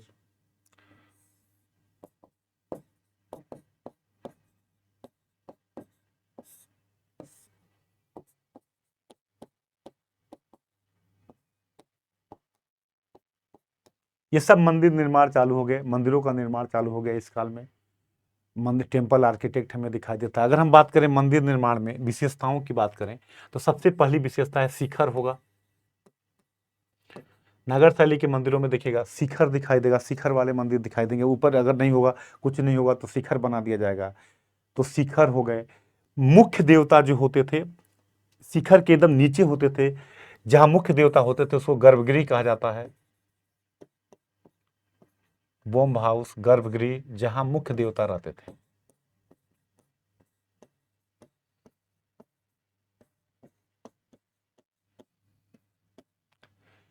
जहां मुख्य देवता होते थे उसको गर्भगृह कहा जाता था। गर्भगृह के ऊपर ही शिखर होता था। गर्भगृह के सामने मंडप होता है। जहाँ लोग बैठते थे, मंडप होता है, तो शिखर, गर्भगृह, जो मंदिर बनते थे एक प्लेटफॉर्म पे ऊंचाई पे, जगती ऊंचाई ऊंचाई पे बनाए जाते थे। एक ऊंचाई मतलब ऊंचाई कह सकते हैं, एक चबूतरा जिसपे चढ़ने के लिए सीढ़ी होती थी, जगत कहते थे, उस पे बनाया जाता था। मंडप होता था, गर्भगृह होता था, शिखर होता था। मंदिरों के जो दीवारों पे गंगा यमुना आदि की आकृतियां बनाई जाती थी। ये गुप्त काल के मंदिरों की विशेषता दिखाई देती है, जिसमें देवघर का 10 अवतार मंदिर, भूमरा का शिव मंदिर, नचना कुठार का पार्वती मंदिर, ये मंदिर निर्माण इस काल में दिखाई देता है। गुप्त काल में मंदिर स्थापत्य में विकास चालू हो गया, नागर शैली के विकास में। तो आप देखो कि हिंदुज़म में मंदिर निर्माण, इसके अलावा अगर हम बात करें तो हम कह सकते हैं कि साहित्य में, कला में, हर क्षेत्र में इस काल में हमें एक नई प्रवृत्ति, नया विकास दिखाई देता है, जो आज तक हमें स्थापित किया गया। इसीलिए गुप्त काल को स्वर्ण काल के रूप में भी इतिहासकार अवधारणा देते हैं। गुप्त काल को स्वर्ण काल के रूप में भी माना जाता है कि कुछ नई प्रवृत्तियां आई जो आज तक हमें यहाँ पे बनी हुई हैं, जो हमें ये दिखाई देती हैं। अब अगर हम देखें तो गुप्त काल में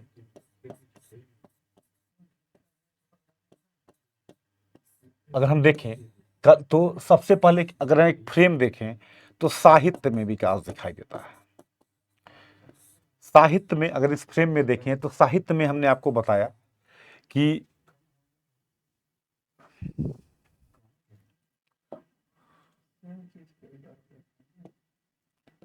साहित्य में हमने आपको बताया कि चाहे आप देख लो हरिसेन हैं, सब नाम याद रखिएगा, हरिसेन हो गए,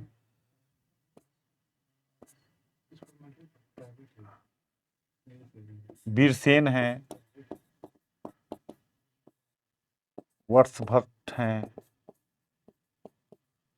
कालिदास हैं,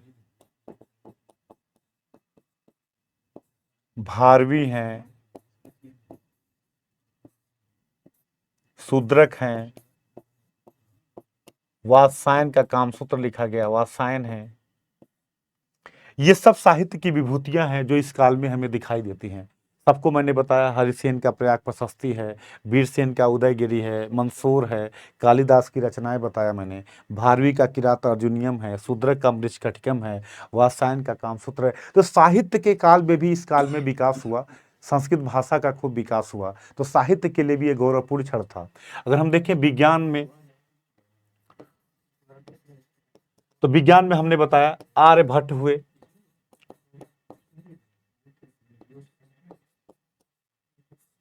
जिन्होंने आर्यभट्ट लिखी।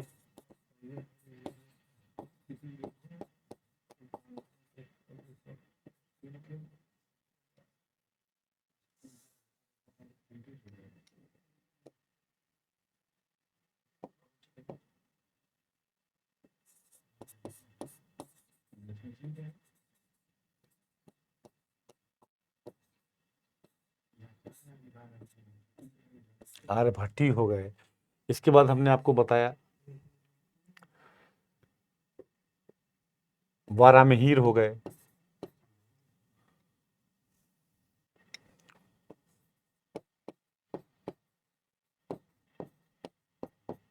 बृहत संहिता। तो इसके अलावा मेहरौली का आयरन पिलर हो गया, जो हमने आपको बताया कि लौह स्तंभ जो लोहे की जानकारी देता है, मतलब लोहे पे जंग ना लगे, मेहरौली का लौह स्तंभ। ये सब दिखाता है कि ये विज्ञान और तकनीकी का भी विकास हुआ इस काल में, साहित्य का भी विकास हुआ, कला में मंदिर निर्माण का विकास हुआ। तो इस प्रकार से देखते हैं तो पूरा जो ये है एक नई प्रवृत्ति दिखाई देती है। यहाँ विज्ञान में नई प्रवृत्ति दिखाई देती है, साहित्य में नई प्रवृत्ति दिखाई देती है, कला में नई प्रवृत्ति दिखाई देती है। इस तरह से देखा जाए तो एक नई प्रवृत्ति जो आज तक हमें हमें दिखाई देती है। प्रशासन में भी आप देखिए तो लेटर मौर्य के बाद बिखराव का इन्होंने एक केंद्र, एक प्रशासन, एक बड़े राज्य पे शासन किया, एक नई अवधारणा दी। तो ये सब चीज़ें दिखाई देता है। तो गुप्तों में के काल में कहते हैं कि मौर्य के बाद गुप्तों ने एक नए साम्राज्य एक सामाजिक व्यवस्था में, आप देखिए हमने बताया था कायस्थ, जो विषय परिषद में बताया था, तो कायस्थ कौन थे? ये अकाउंटेंट थे, आगे चल के एक जाति के रूप में बनते हैं। शूद्रों को अन्य अधिकार भी दिए गए। तो इस प्रकार से सामाजिक व्यवस्था, अगर आर्थिक व्यवस्था की हम बात करें, इकोनॉमी की बात करें, ये भी जान लीजिए, आर्थिक व्यवस्था तो कृषि पशुपालन तो था ही,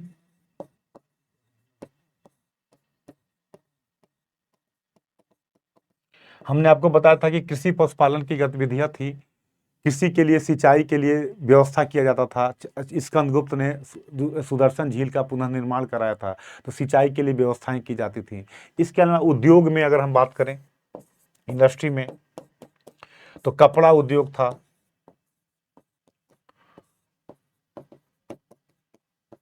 हाथी दांत उद्योग था,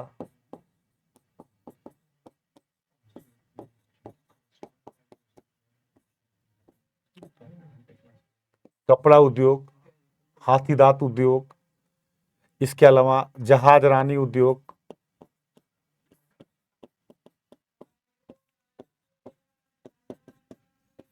ये चीजें थी। इसके अलावा व्यापारिक गतिविधियां भी थी।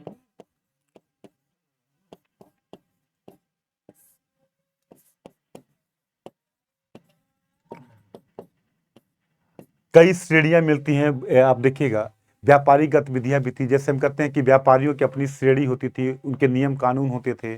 आप देखिए, मंदसौर प्रशस्ति में रेशम बुनकरों की जानकारी मिलती है। ये सार्वजनिक कार्य भी करते थे लोग, इनके अपने, इनको राज्य की ओर से संरक्षण दिया जाता था। और मैंने अभी कुछ देर पहले आपको बताया कि जिला प्रशासन में भी इन लोगों को शामिल किया जाता था। विषय विषय परिषद में नगर का जो व्यापारी उद्योग का प्रमुख था, जो व्यापारियों का प्रमुख था, जो शिल्पकारों का प्रमुख था, तो इनमें भी इनको हम लोग क्या करते थे, शामिल किया जाता था, यहाँ पे इनको रखा जाता था। तो व्यावसायिक गतिविधियां थी, इनकी श्रेणियां होती थी। श्रेणी होता था, मतलब व्यवसायियों की समिति होती थी, व्यापारियों की समिति थी, इनके अपने नियम कानून होते थे।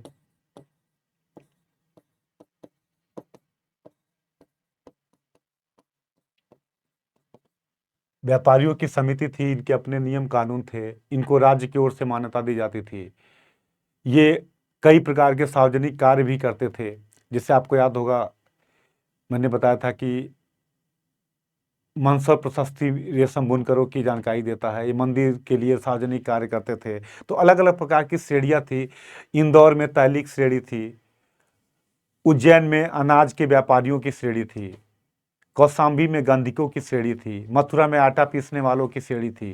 तो इस प्रकार से इनके अपने अपने समिति थी, और समितियों के रूप में ये लोग काम करते थे। ये यहाँ पे दिखाई देता है, ये चीजें थी। तो ये भी व्यवसायिक गतिविधियां भी थी, कृषि पशुपालन था, उद्योग था। तो इकोनॉमिक गतिविधियों के से भी ये बेहतर काल दिखाई देता है। इधर हम देखते हैं सामाजिक रूप में भी परिवर्तन दिखाई देता है। इस प्रकार से गुप्त काल भारतीय इतिहास का एक महत्वपूर्ण काल है, जिसमें हम एक एक चीज़ों को बताएं। अब हमें पूरा एक जनरल फ्रेम आपको बता दूं, दोनों क्लास में क्या क्या चीज़ें हुई, किस पे आपको फोकस करना है, क्वेश्चन कैसे पूछता है। जैसे मान लो यही आ जाए, एक बार मैं जनरल फ्रेम जब पढ़िएगा आप, तो पूरी क्लास में हमने 4 चीज़ों पे महत्व दिया, जो मैं फिर से रिकॉल करा दूं आपको। दोनों क्लास का निचोड़ है, ये पूरी आपको चीज़ें समझ में आ जाएंगी। सबसे पहले हमने बताया कि जब हम गुप्त पढ़ते हैं, तो गुप्तों को जानने का सोर्स क्या है। आजकल का ट्रेंड जो बदला है, देखिए, अन्य चीजें जब लाइव क्लास चलेगी तो काफी फैक्ट, काफी हमारी आपकी चर्चा होगी। अभी मैं केवल आपको एक जनरल कॉन्सेप्ट बता रहा हूं, जिससे चीजें समझ में आए कि इतिहास में किस पे हमें फोकस करना है, किस पे नहीं फोकस करना है, क्या करना है। ये चीजें बताने मेरा मेन पर्पज है इस क्लास को। और जिससे कि अगर आप पूरी क्लास को स्टोन एज से यहाँ तक देखते हैं, तो एक रूटीन भी आपका बेहतर बन जाए, और चीजें आपकी बेहतर दिशा में, बेहतर डायरेक्शन की तरफ जाने लगे। दोस्तों, जो सबसे बड़ा हमारा मुद्दा है कि जब भी पढ़े सोर्स, सोर्स में हमने आपको क्या बताया, कुछ किताबें तो मतलब आपके खून में होना चाहिए, जहां से क्वेश्चन पूछ ही देता है। जैसे यही क्वेश्चन पूछ दे, भारवी, इसको बताइएगा आप लोग, भारवी, शूद्रक,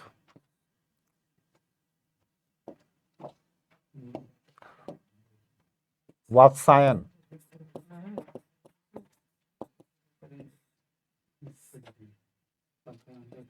विशाखा दत्त।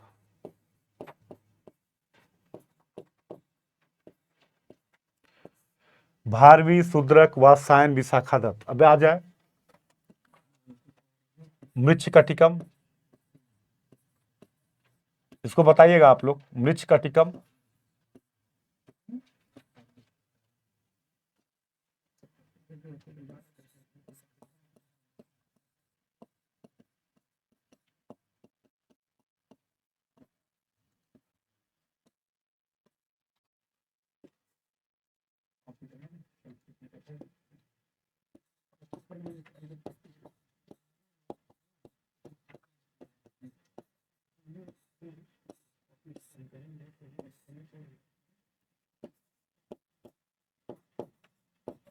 अब इसको मिलाने के लिए आ जाए।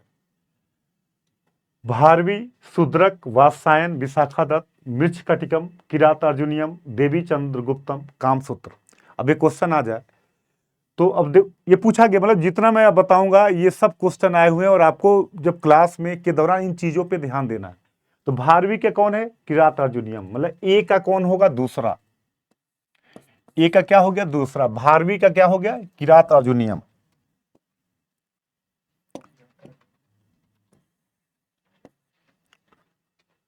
शूद्रक का क्या हो गया? मृच्छकटिकम। चारुदत्त और वसंत सेना की प्रलय कहानी है ये।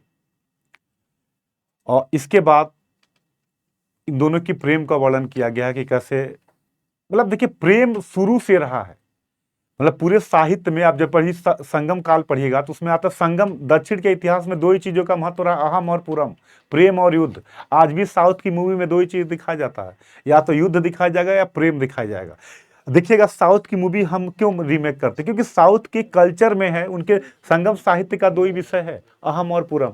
तो यहाँ पे भारवी का किरात अर्जुनियम, शूद्रक का मृच्छकटिकम, वात्सायन का कामसूत्र, काम शास्त्र की सबसे प्राचीनतम बुक है वात्सायन का कामसूत्र, और विशाखा दत्त का देवी चंद्रगुप्तम।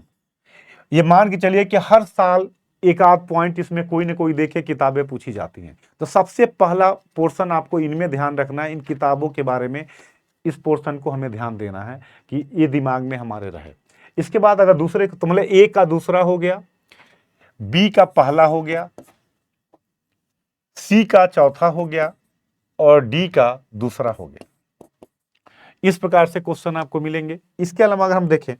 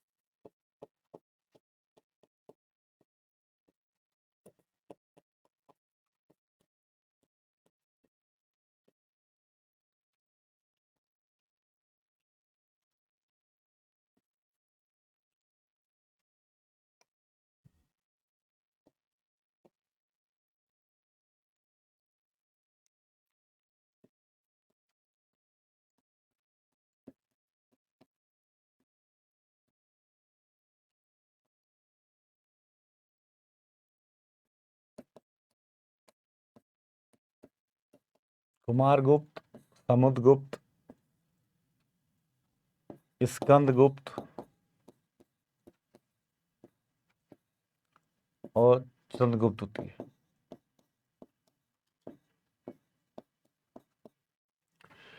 ये आ जाए मिलाने के लिए तो प्रयाग प्रशस्ति, बिलसंड अभिलेख, भीतरी अभिलेख, मेहरौली का लौह स्तंभ, कुमारगुप्त, समुद्रगुप्त, स्कंदगुप्त, चंद्रगुप्त द्वितीय। तो अगर आता है तो आपको मैंने क्या होगा? प्रयाग प्रशस्ति समुद्रगुप्त के बारे में जानकारी देता है, बिलसंड अभिलेख कुमारगुप्त के बारे में जानकारी देता है, भीतरी अभिलेख स्कंदगुप्त का है और मेहरौली का आयरन पिलर चंद्रगुप्त द्वितीय के बारे में।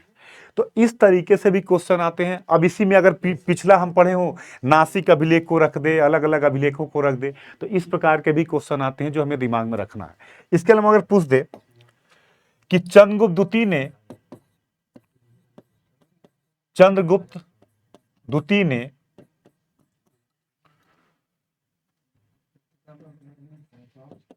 किन राज्यों के साथ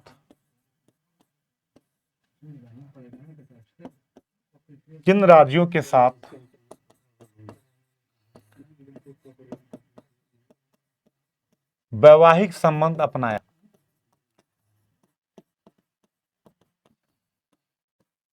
आ जाए कि चंद्रगुप्त द्वितीय ने किन किन राज्यों के साथ वैवाहिक संबंध अपनाया। अब क्वेश्चन देखिए, पहला लिच्छवी, दूसरा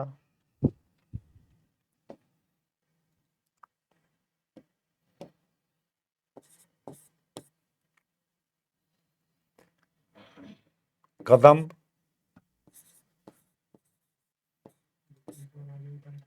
तीसरा नाग, और चौथा वाकाटक। अब पूछ दे चारों के साथ ए बी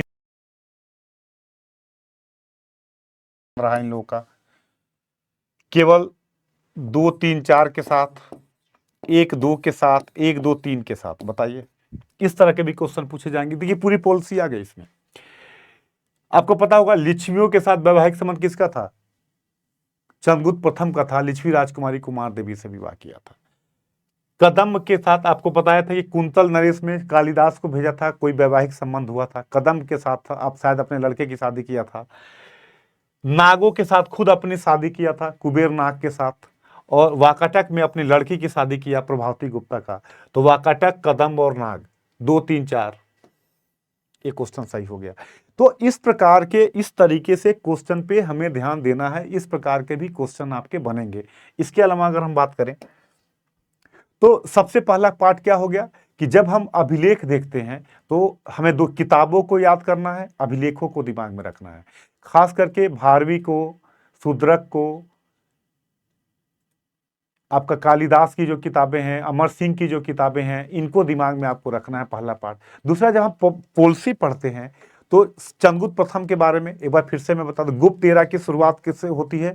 चंद्रगुप्त प्रथम के राजारोहण से गुप्त एरा की 319-20 में गुप्त संवत की शुरुआत होती है। चंद्रगुप्त प्रथम गुप्तों का वास्तविक संस्थापक माना जाता है। महाराजा धीराज की उपाधि धारण करता है, अर्थात महाराजा धीराज की उपाधि धारण करना ही विकेंद्रीकरण को दिखाता है। ये लिच्छवी राजकुमारी से वैवाहिक संबंध स्थापित करता है। इसके अलावा जो मेन काम यहाँ पे होता है वो समुद्रगुप्त करता है। समुद्रगुप्त के बारे में मैंने आपको बताया था कि 2 अभिलेख जानकारी देते हैं मेन, प्रयाग प्रशस्ति और एरड़ अभिलेख।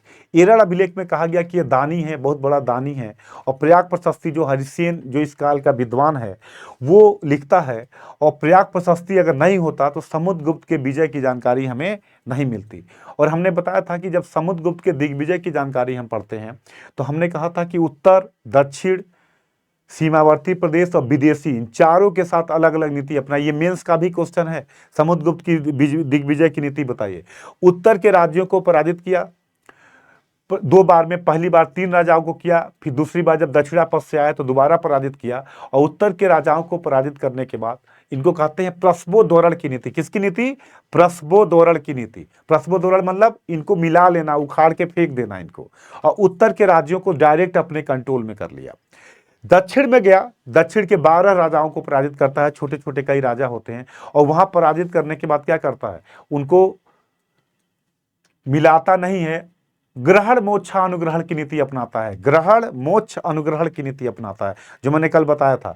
मतलब जीतने के बाद दया करके वापस लौटा दिया, मतलब अप्रत्यक्ष नियंत्रण की नीति अपनाई।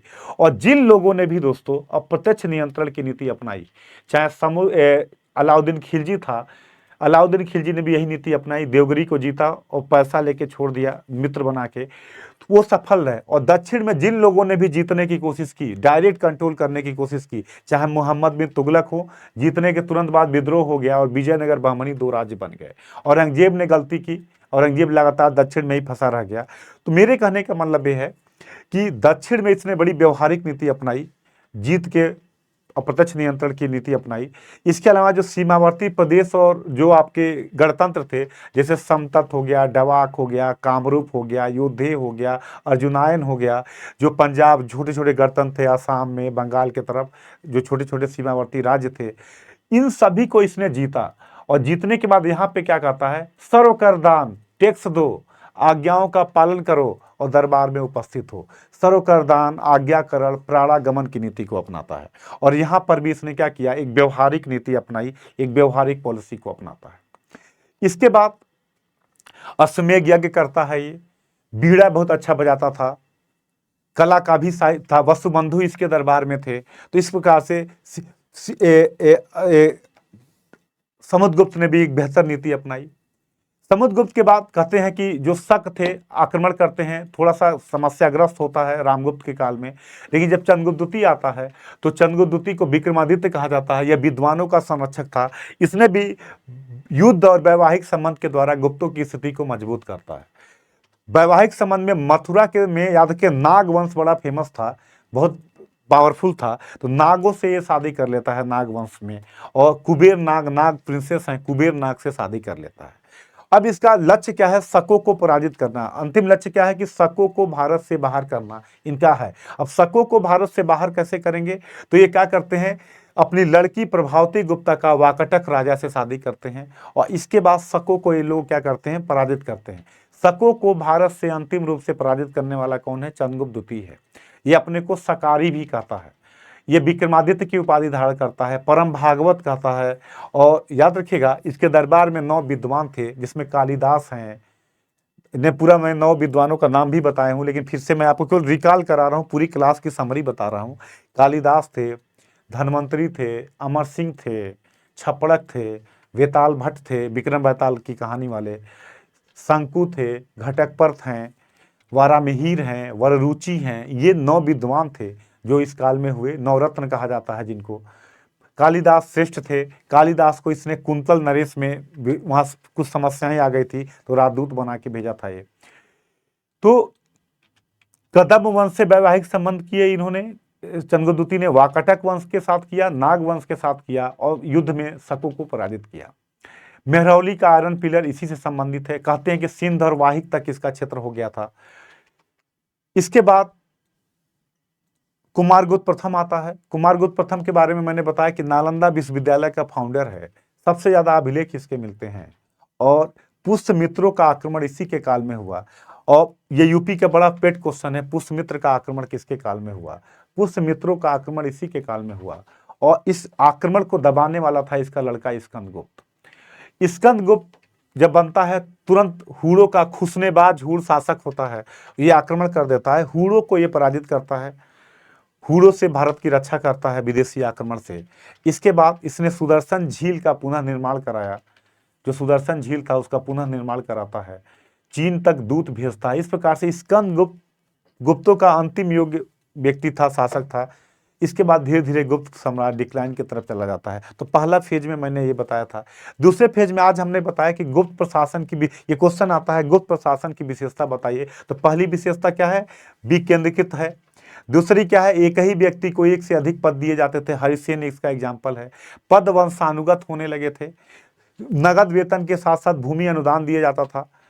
राजा राजाधिराज महाराजाधिराज की उपाधि धारण करता है। कुछ अधिकारियों के नाम मिलता है, जैसे महासंधि विग्रहक युद्ध और शांति का मंत्री था, महाबलाधिकृत सेनापति था, दंडपाशिक पुलिस विभाग का अधिकारी था, विनय स्थित स्थापक शैक्षणिक और धार्मिक कार्यों को देखता था, प्रतिहार महाप्रतिहार जो महलों के रक्षक होते थे, आने जाने कौन मिलेगा, कौन जाएगा राजा राज दरबार में मिलेगा, इनके बारे में देखने वाले थे।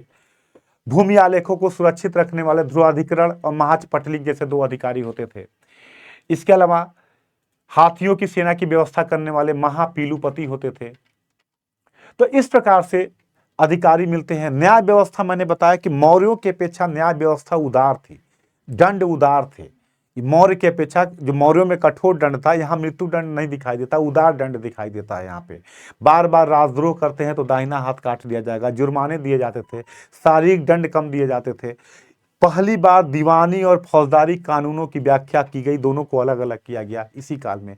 साक्ष्य लिए जाते थे न्याय देने में, अगर साक्ष्य नहीं है तो प्रकृति जैसे कह दिए जल अग्नि इनका यूज किया जाता था। जैसे आदमी कहता है ना, कुछ नहीं मेरे, चलो मंदिर के सामने कसम खा लो, तो मान लिया जाता था कि अगर कसम खा लिए, अग्नि पे हाथ रख के कसम खा लो। तो ये प्राकृतिक जो साक्ष्य है इनको भी लिया जाता था यहाँ पे। इस प्रकार से न्याय व्यवस्था अच्छी थी। मेन राजा होता था, राजा की सहायता के लिए अधिकारी होते थे।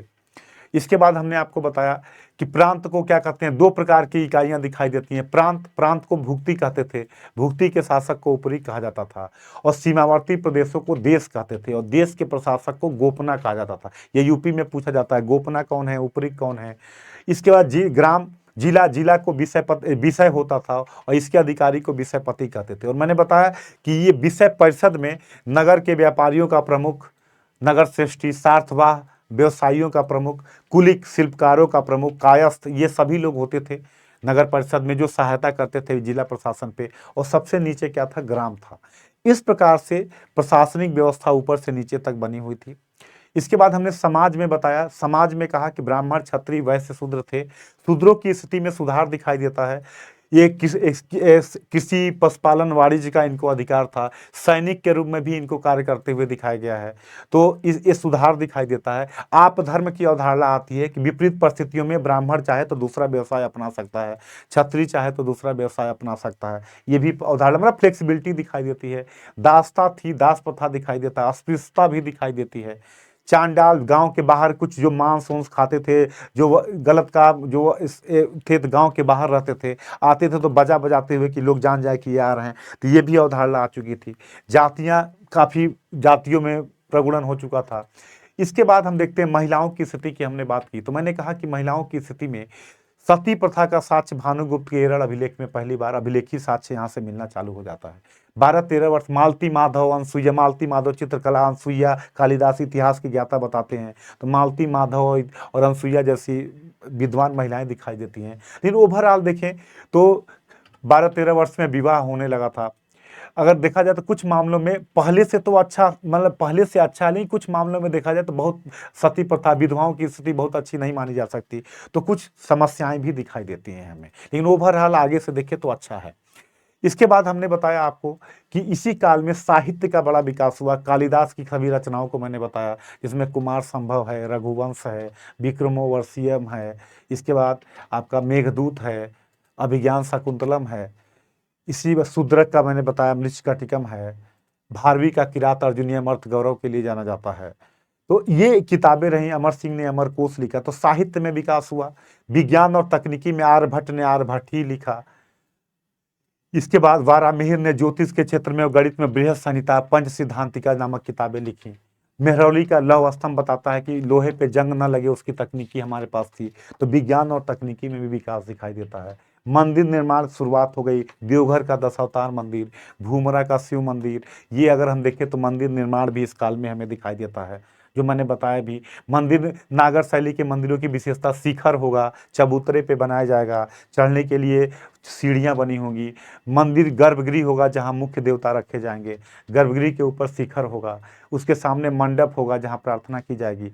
इस प्रकार की चीज़ें यहाँ पे हमें दिखाई देनी चालू हो जाती है, मंदिर निर्माण चालू हो जाता है। धर्म में मैंने बताया अवतारवाद, भक्ति, अवतारवाद की अवधारणा आ गई, भक्ति की अवधारणा आ गई। इसके बाद त्रिदेव की परिकल्पना, बहुदेववाद से हमें केशववाद, दोनों प्रवृत्तियां दिखाई देती हैं। गंगा यमुना की पूजा दिखाई देता है। इसके अलावा हम देख कह सकते हैं कि मंदिर निर्माण में देवघर का दशावतार मंदिर, भूमरा का शिव मंदिर, नचना कुठार का पार्वती मंदिर, इस प्रकार से मंदिर निर्माण में भी इस काल में विकास दिखाई देता है हमें। साहित्य के क्षेत्र में भी हमें विकास दिखाई देता है, तकनीकी के क्षेत्र में भी हमें विकास दिखाई देता है। ये रहा। हाँ, गुप्तों के बाद अगर हम कमियां देखें तो सामंतवादी प्रवृत्ति दिखाई देती है। इसके बाद छोटे छोटे राज्य दिखाई देते हैं, कई छोटे छोटे राज्य बनते हैं। जैसे मैंने बताया था कि बल्लभी में मैत्रक वंश, भट्टार्क था, कन्नौज में मौखरी वंश दिखाई देता है, बंगाल में गौड़ वंश दिखाई देता है। इस प्रकार से जो अब विभाजन दिखाई देगा, और यह विभाजन इस्लाम के, तुर्कों के आने तक बना रहेगा, और राजनीतिक विभाजन की शुरुआत हो जाती है। अगर हम पूरा देखा जाए तो मैंने आपको बताया था कि बल्लभी में मैत्रक वंश, कन्नौज में मौखरी वंश,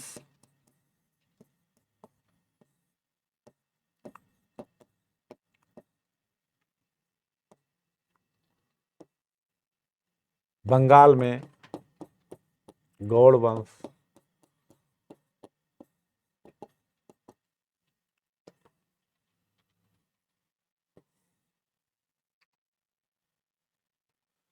थानेश्वर में पुष्यभूति वंश,